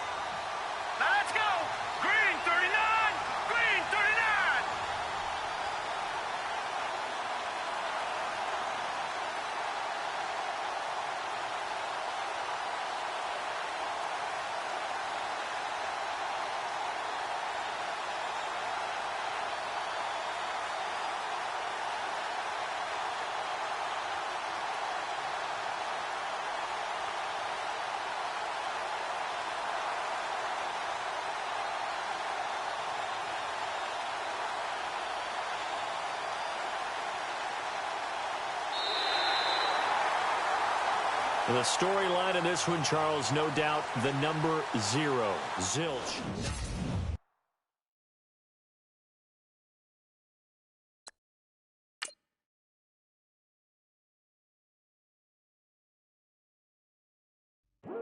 I come here today to talk about how I feel, and I feel like that we are treated differently than other people, and I don't like how we're treated, and just because of our color doesn't mean anything to me.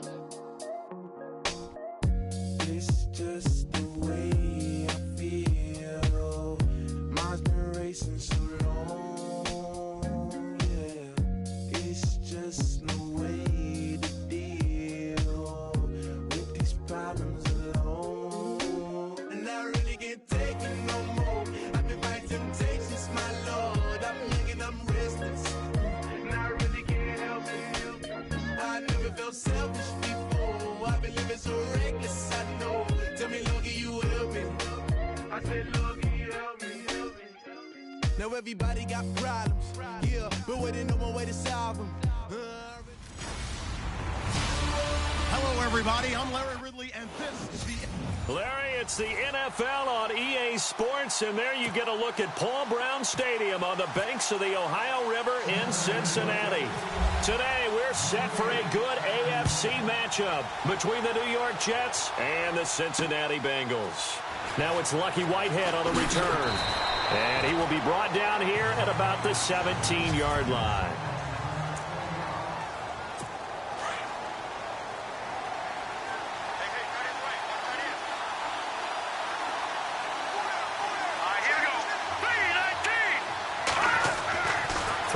First is McCown. And right away, he lost the football. And the Bengals grab it. And he will score. Touchdown, Cincinnati. So the defense forces the fumble. They get the score. And a guy on defense becoming offensive there, Charles. And you know they love that. Any guy on defense loves to pick up the ball and have it in his hands and try and score himself. In this case, that's exactly what happened. He'll be singing in the shower postgame. And he's got it to make it 7-0 Bengals.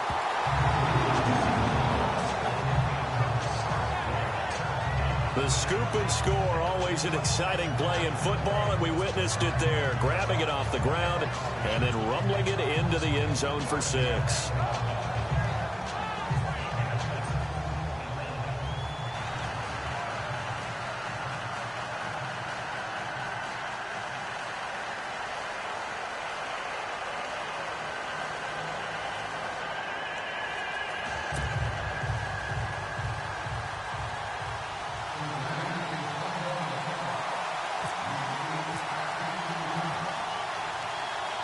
So here's the kickoff now as they'll get it again following that fumble return for a score.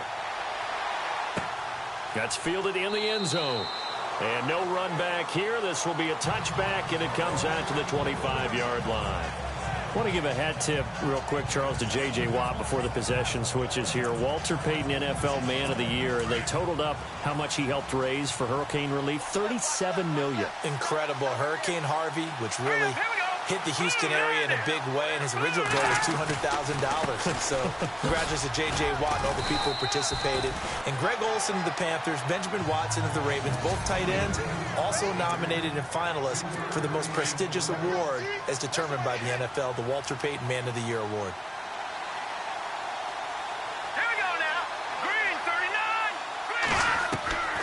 On second down, here's McCown. Over the middle, and it's incomplete. Chad Hansen, the intended receiver, and it's third down.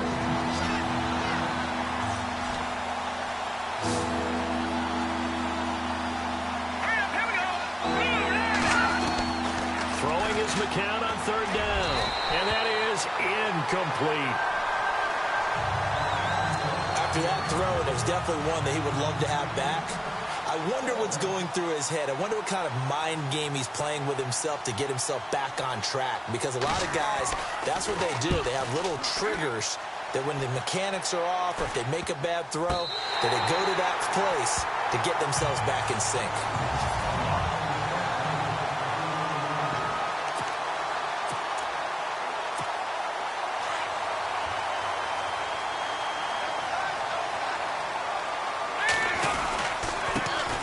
First carry now. This is Hill. Fights through and now a crease. Boom. Still fighting through tackles. And he's going to be brought down on what will be the final play of this first quarter. And they've got it here with a first down.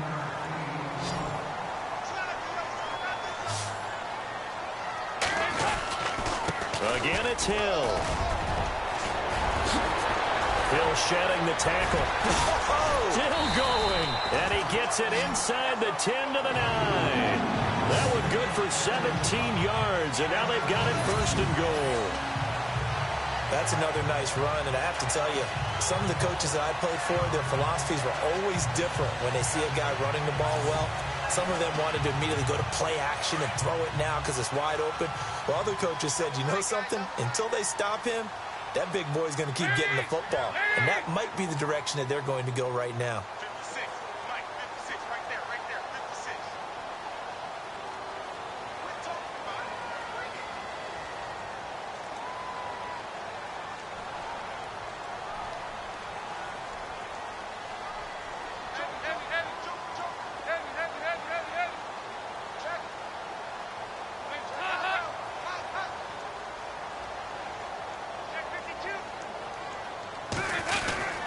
They'll try to pound it in with Hill. And he will take it on in for a Bengals touchdown. Jeremy Hill in the final seconds of the first half. And the Bengals add on to their lead. That's a lead that excites a team as they head into the half. Good way to finish things off. Yeah, able to extend that lead, and you always say it, that can totally change the complexion of half number 2. Yeah, it changes your morale, changes your outlook, but even before that, let's see if they decide to kind of squib kick or what they're going to do on the kickoff, because you don't want to give up a big play right before the half ends. Good point. So they only needed 3 plays on that drive. And it ends with a Jeremy Hill touchdown run.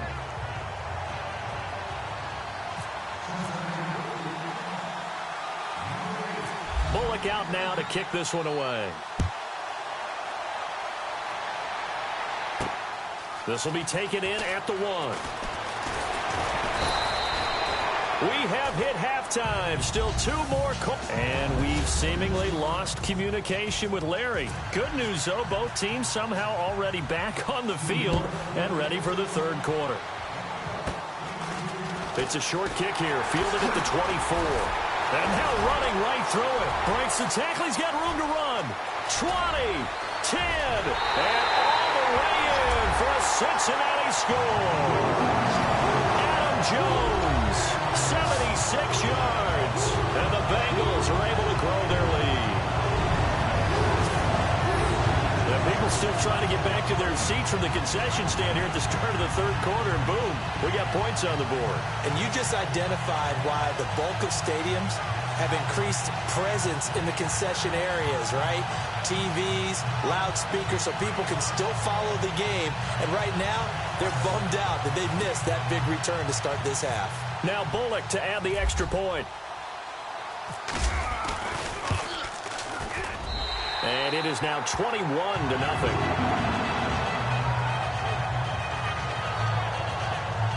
And no doubt one of the most, if not the most exciting play we'll see in this game.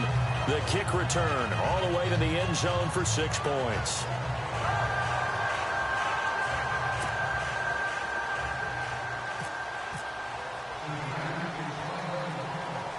So now the other return teams out there as they'll try to duplicate what they just saw. This will be fielded at the 6. And he'll take this across the 25, couple extra yards up to the 27-yard line. Here's the Jets offense now getting set to start off this third quarter. This is their third drive. Right now, maybe not about points, just about getting something. They haven't gotten a first down yet in this game. It's a mental barrier you don't think about until you go a couple of drives without getting a first down. Then all of a sudden it looms big.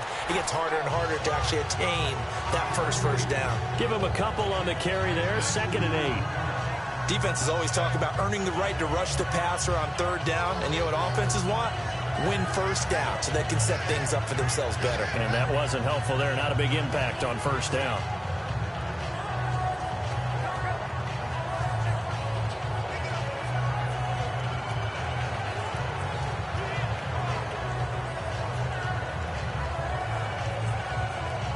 Eight yards to go here on 2nd down.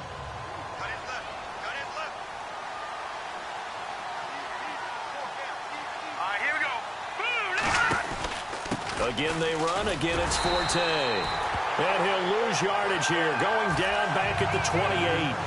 He'll wind up losing a yard on the play. And that'll lead here to a 3rd down. If these guys are going to chop into that deficit, they got to do a much better job in the run game. Caught behind the line of scrimmage, no yardage will be found.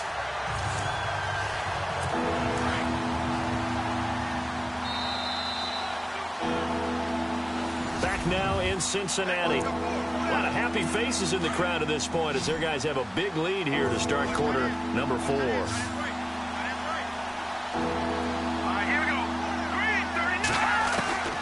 From the gun on 3rd, McCown. And this is going to be incomplete.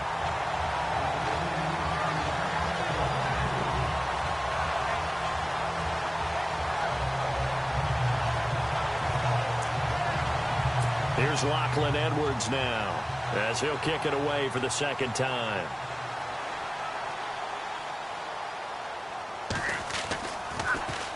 And here's a very low-line drive, almost whiffed on it. And not much happening there, not much at all. They'll get to it and down it, but at the 35-yard line. The Bengal offense now gets set to head back out onto the field. They have the big lead here late. They protected their home turf well, didn't they? They certainly did, partner. And just think about how good that feels, because every team has a goal when they start the year to win at home. All right, and sometimes you don't win all of them, but they managed to get that done today. Just think about your routine stays the same. Everything's familiar. You feel right going into the game, and they translated that into a win. They did indeed. They protected the home field, and now the final stages.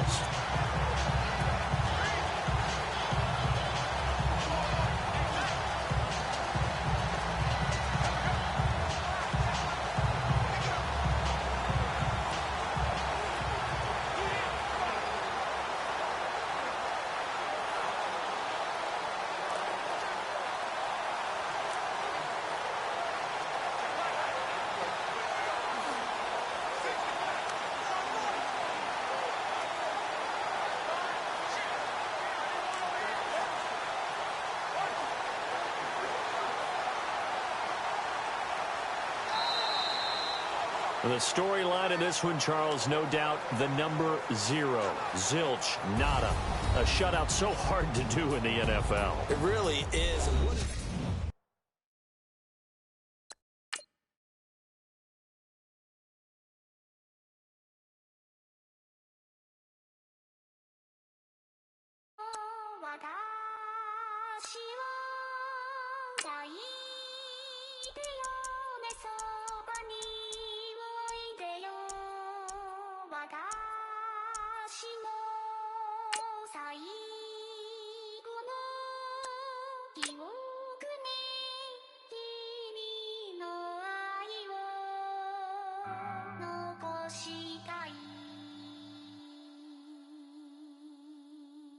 Polo to the flow though. You already know though. It's Adamville for real. You see ya, just take a photo. I'm reppin' that's on photo with a on your bro though. Cause that Jodo thought that he could rob a player for some dodo. Oh no, I'm so Allen Temple. I'm so England Mountain.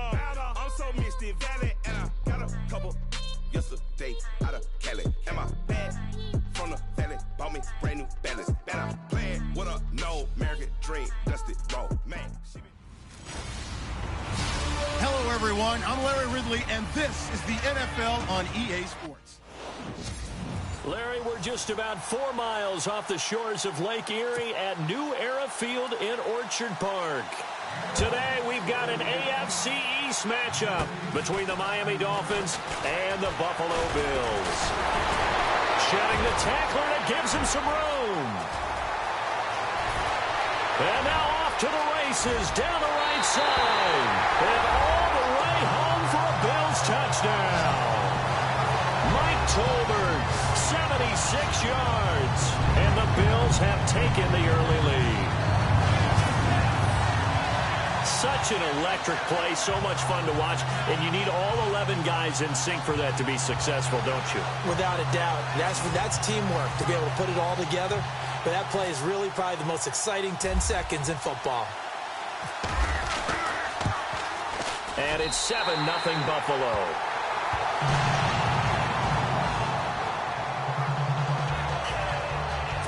So how about that for an intriguing start? The opening kickoff of the ball game, return for a touchdown. So let's try this again. After the kick return TD, here's yet another kickoff.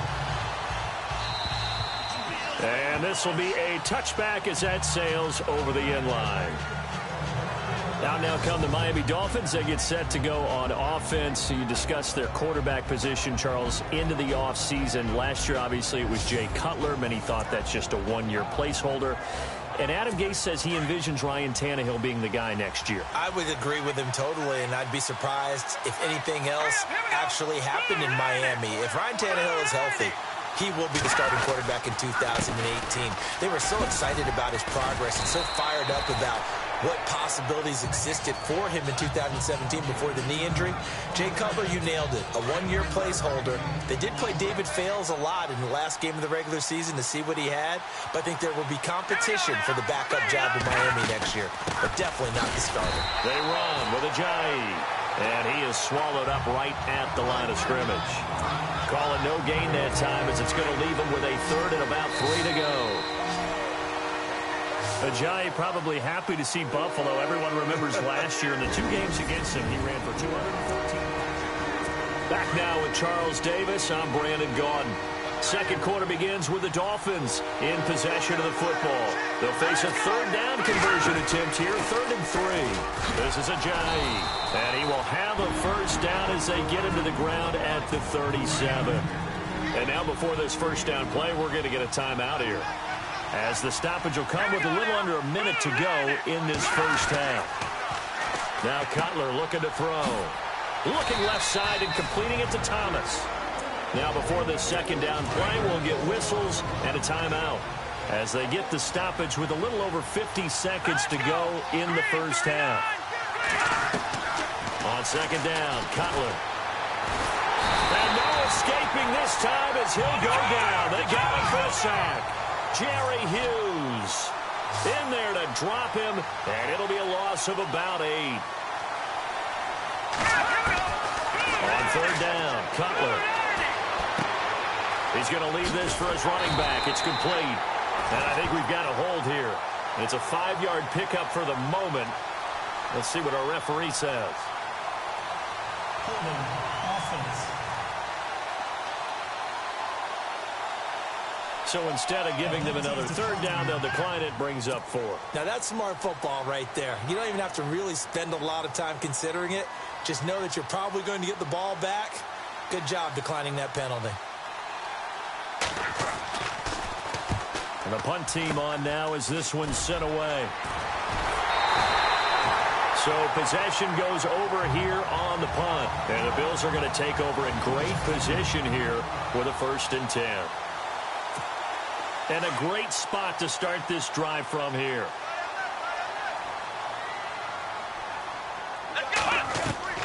On first down, it's Taylor. And Matthews has it right side. And now we won't see a play on first down. We're going to get a timeout instead, as the clock will stop with 18 seconds to go in the first half. Here we go. Now Taylor on first down.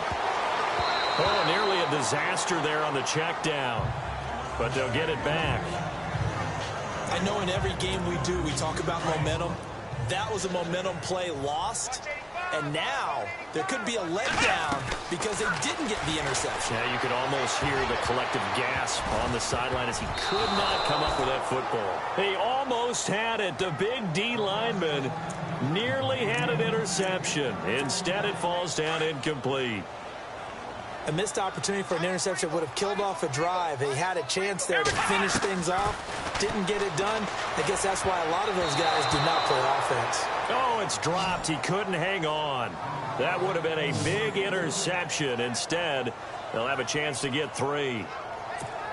I know ultimately that feels like a good defensive play, but I know it's really not. They had a chance to keep points off the board. Now they have a chance to kick a field goal by missing that shot. Yeah, especially at this spot in the field. He's got to be upset he couldn't come up with that INT.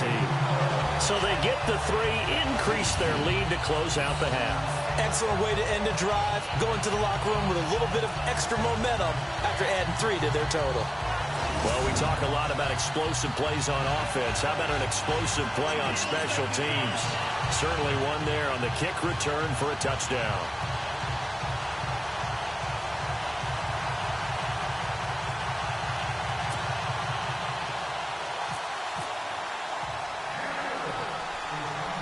Now after the made field goal, Hauschka back out onto the field to kick it away. This one fielded at the 5.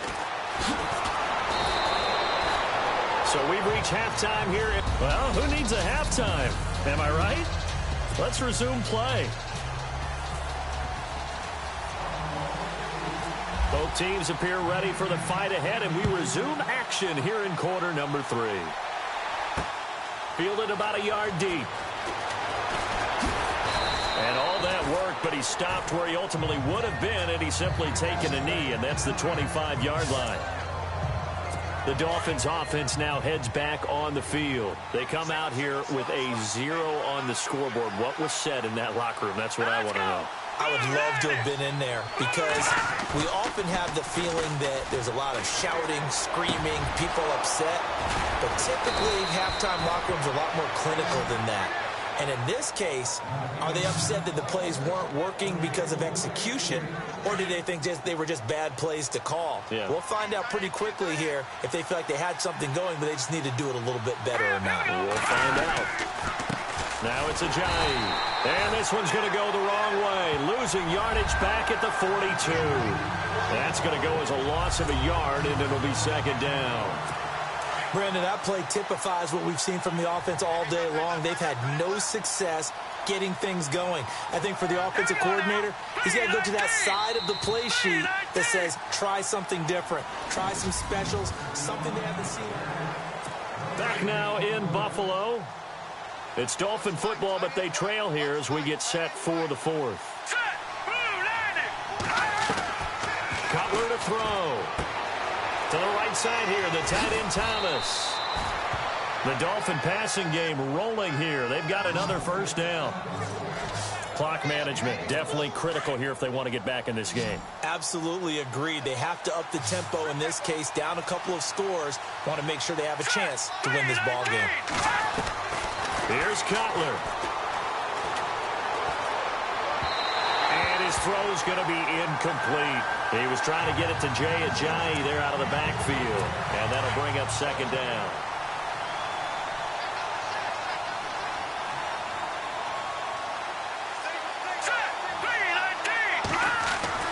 Throwing now is Cutler. Throwing middle, but it's incomplete. This offense was on the move. Now 2 straight incompletions have them looking at 3rd and 10. Now it's Cutler.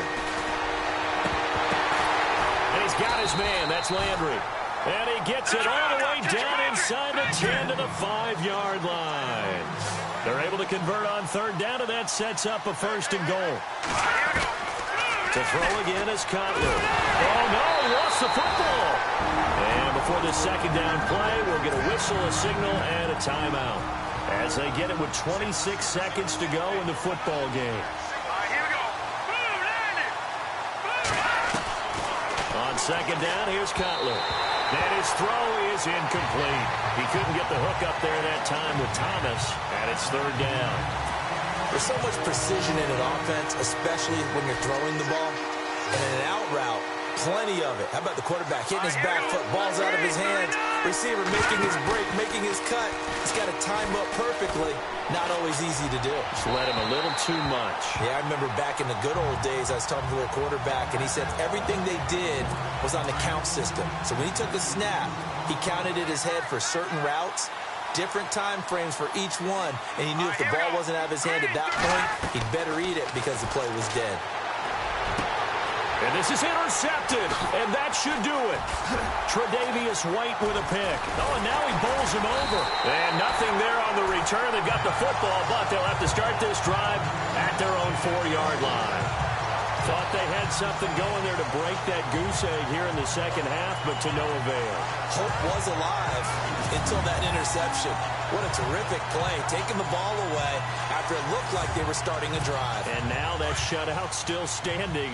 You know that's something those defensive guys hold a lot of pride on, too. No doubt about it. They're excited about where they are in this game. Here's McCoy. Nice footwork by McCoy. And they're going to get this one up past the 25. And now we're going to get a timeout. Somewhat pointlessly called with 3 seconds to go in a game that's already been decided. And they'll indeed take a knee. And they just took a timeout with 2 seconds to go. This one obviously decided. Not sure they needed to take it, but we'll take it with them. And they take a knee. The storyline in this one, Charles, no doubt the number.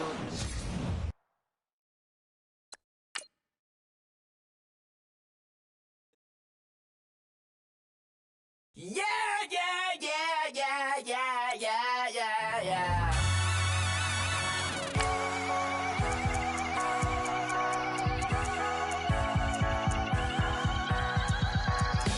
Starts with a feeling, and you ride it right away. Crash it so the sparks can come together. Don't need a reason why the universe was made. It goes on and on and on and on forever. And it's a long flight on this battle star where we fight for love no matter where we are. Oh, oh, oh, oh, oh.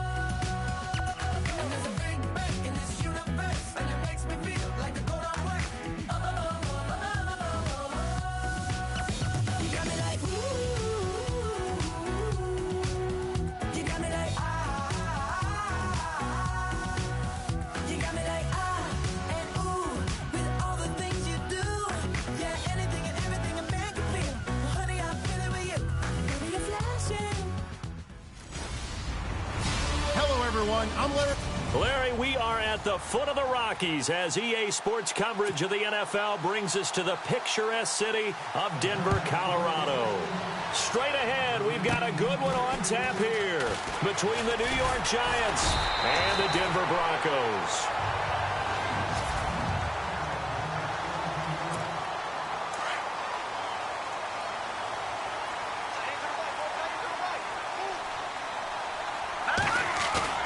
They go play action here on first down.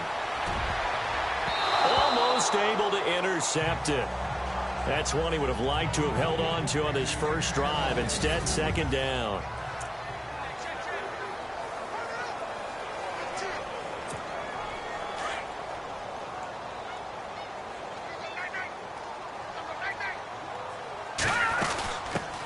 Now a carry. It's C.J. Anderson. It's a gain of about 3, but it's going to leave him with third and still 7 yards to go. And the defense searches for one more stop here after the run on second down.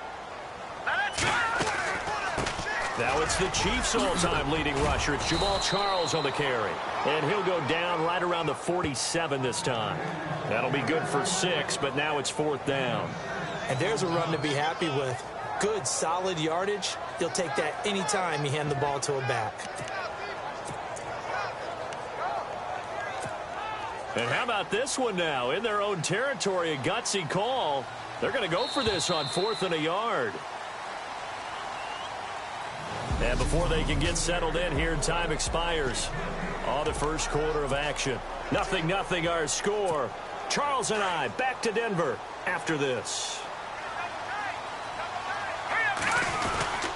Running for it. Here's Anderson. C.J. Anderson. The 20. And all the way home for a Broncos score. C.J. Anderson, 53 yards. And the Broncos are in for 6. You talk about explosion plays. Here's one pretty much right out of the gate. And now they get to ride a wave of emotion, momentum, everything. Just as you described, right out of the gate. Big sprint, touchdown. They're excited. But on the other side, they've got to guard against a major letdown because they hit them right in the gut with that one. And now you start to question yourself a little bit when you give up the touchdown on the opening drive.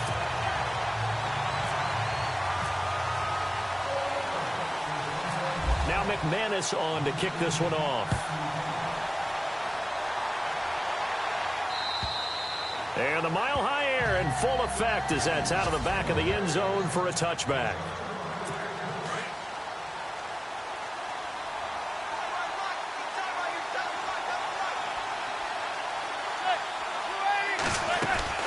Now a play fake here on first down. And incomplete to open things up. He was looking for his big target, Brandon Marshall. And now it's second down.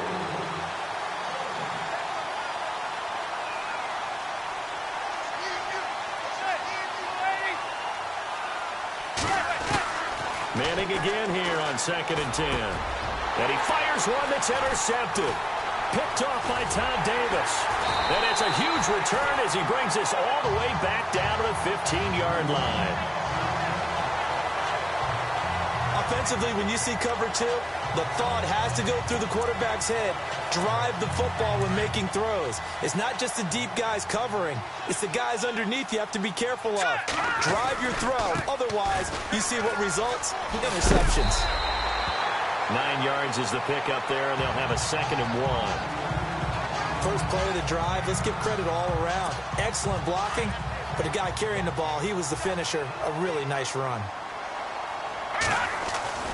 They run it again with Anderson. And he'll take it into the end zone for a Denver score. C.J. Anderson with his 2nd touchdown here in this first half. And the Broncos will extend their lead. And always a good first half when you can hit pay dirt twice. And it never hurts to have that good feeling as the game moves on. Just think about halftime. If that's all he gets, he'll just sit there at the half and think, all right, 2 already. I can get some more. I can get some more. And it'll be encouraging his offensive line to create some space.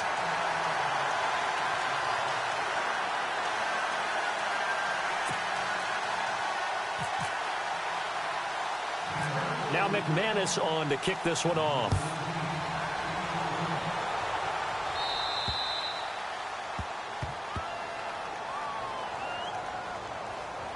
Free kick out of bounds. Kicking team. So that one will be accepted. Automatic first down.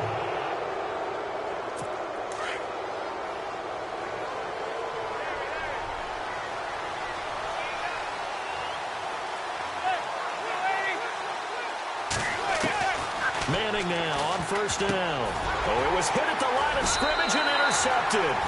Picked off by Todd Davis.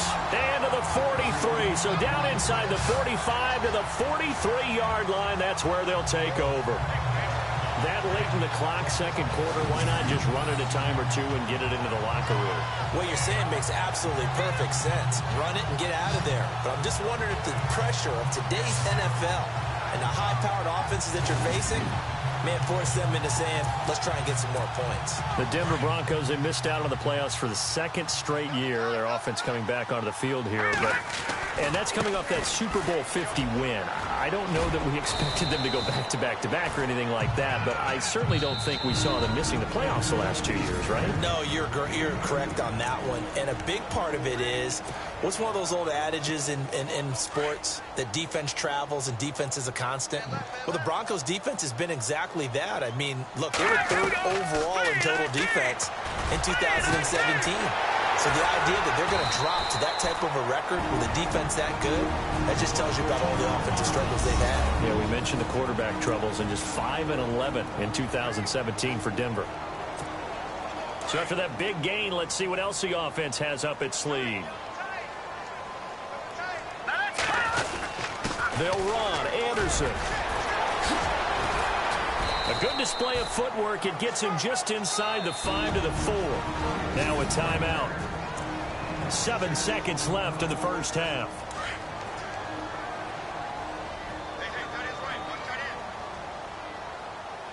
Ball spotted at the 4. It's 2nd and goal. Now a run with Anderson. And he'll get in. Touchdown, Denver. C.J. Anderson in the final seconds of the first half. And the Broncos will add on to their lead. This is becoming quite the half he's had here. Remember in our pregame meetings, they talked about wanting to run the football and staying with it. Well, when you're scoring this many touchdowns, there's no reason to go away from it, is there? They are off to a fantastic start. They hope it continues. 3 already for him. Now McManus on to kick this one off. This is fielded a couple yards deep. So we're at halftime here in Denver. And hello, I guess Larry's halftime show was buttoned through. And we are moving on and ready to go for the 3rd quarter. So both teams have their marching orders, and we'll get going again here in quarter number 3. This is fielded a couple yards deep. And all that worked, but he stopped where he ultimately would have been had he simply taken a knee, and that's the 25-yard line. And New York set to take the field. They have the ball here for the inaugural drive of the second half. Pretty big deficit, though. We'll see what adjustments were made in that locker room. And I never wanted to make something more important than it actually is, right? I don't want to create more hype than what is there. But this is I'm doing it, though. This is a really important drive. And we often talk about teams scripting plays to start a game. A lot of them script to start the second half, too. And they're scripting something that they expect to get them into the end zone and back into this game. We'll see if that script is a good one for them. Now Manning, and he drops it incomplete, and their struggles continue here. Oh, man, for him to be that wide open and drop it. Sometimes you have just too much time on your hands, right? You end up thinking way too much, and your hands get shaky. And yes, he's a tight end, but that's a catch he should have made. He's going to loft one deep left side here. And he's going to be intercepted a third time. It's Chris Harris with a pick. And nothing but daylight ahead. Past the 20. And he will score. Touchdown, Denver. This D wanted to put it away before we even get to the fourth quarter, widening that margin a bit further. And while they won't just empty the bench just yet, if you're a backup, start loosening up. I think you'll get a chance to play before this one is over now with that type of a cushion.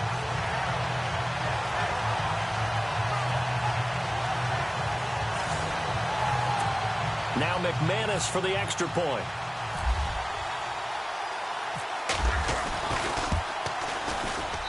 It's good, and they stretch their lead to 28-0 now.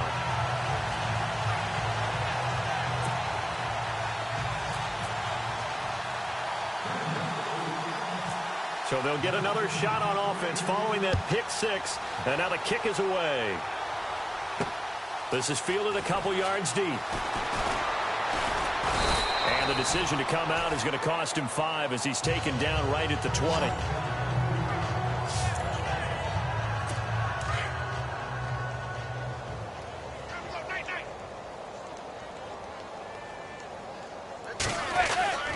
The drive starts with a run by Perkins.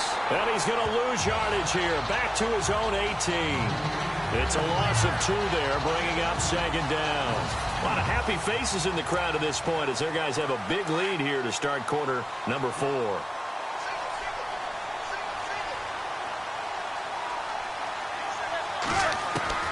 Now Manning throwing on second down. Toward the right sideline, but it's incomplete. He was trying to hit his big receiver, Brandon Marshall, and that'll make it third down.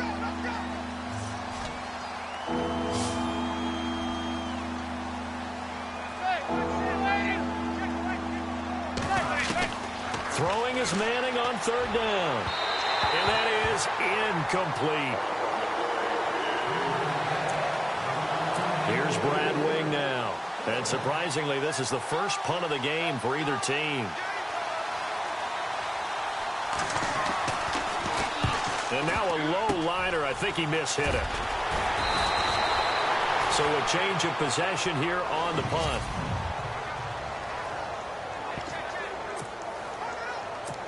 And Denver getting set to take the field. And this game comfortably in hand. The scoreboard speaks for itself, but you still got your starting quarterback out there. When do you go to the backup, let him get some time? And that's one of the great questions in the NFL, Brandon, because I'm just going to tell you, in the 2015 season, I commentated on 3 games in a row that were blowouts. And in none of them did the starting quarterback ever come out of the game for the team that had a big lead. And in each instance, I asked the coaches later on, why didn't you do that? And they all looked at me and said, just don't really do that in the NFL. You know, these guys play, and we just play them all the way through. Now, in certain situations, they will take them out, but for the most part, they're not as worried and concerned about getting them out of the game. And that's always puzzled me a little bit. They'll run for it with Anderson. And he will get into the end zone. It's another touchdown. This thing is ugly. I've got to laugh here, and I really don't want to because the old school in me is not happy about this score this late, not necessary. But this is Madden, isn't it? Yeah. This is how it works. Rub it in. Have a day. I mean, what does it matter? These guys who are playing in this game, there are no feelings Exactly. there. They don't have to face the guy. Well, they might if they're in the same room going head-to-head. But that's the about virtual guys on the screen don't have to face each other after this one. But in that case, run it up. The return man here, Dwayne Harris. And not a bad return here. He gets it out to the 25-yard line. And we're hitting the end of this one, and it looks to probably be the final play.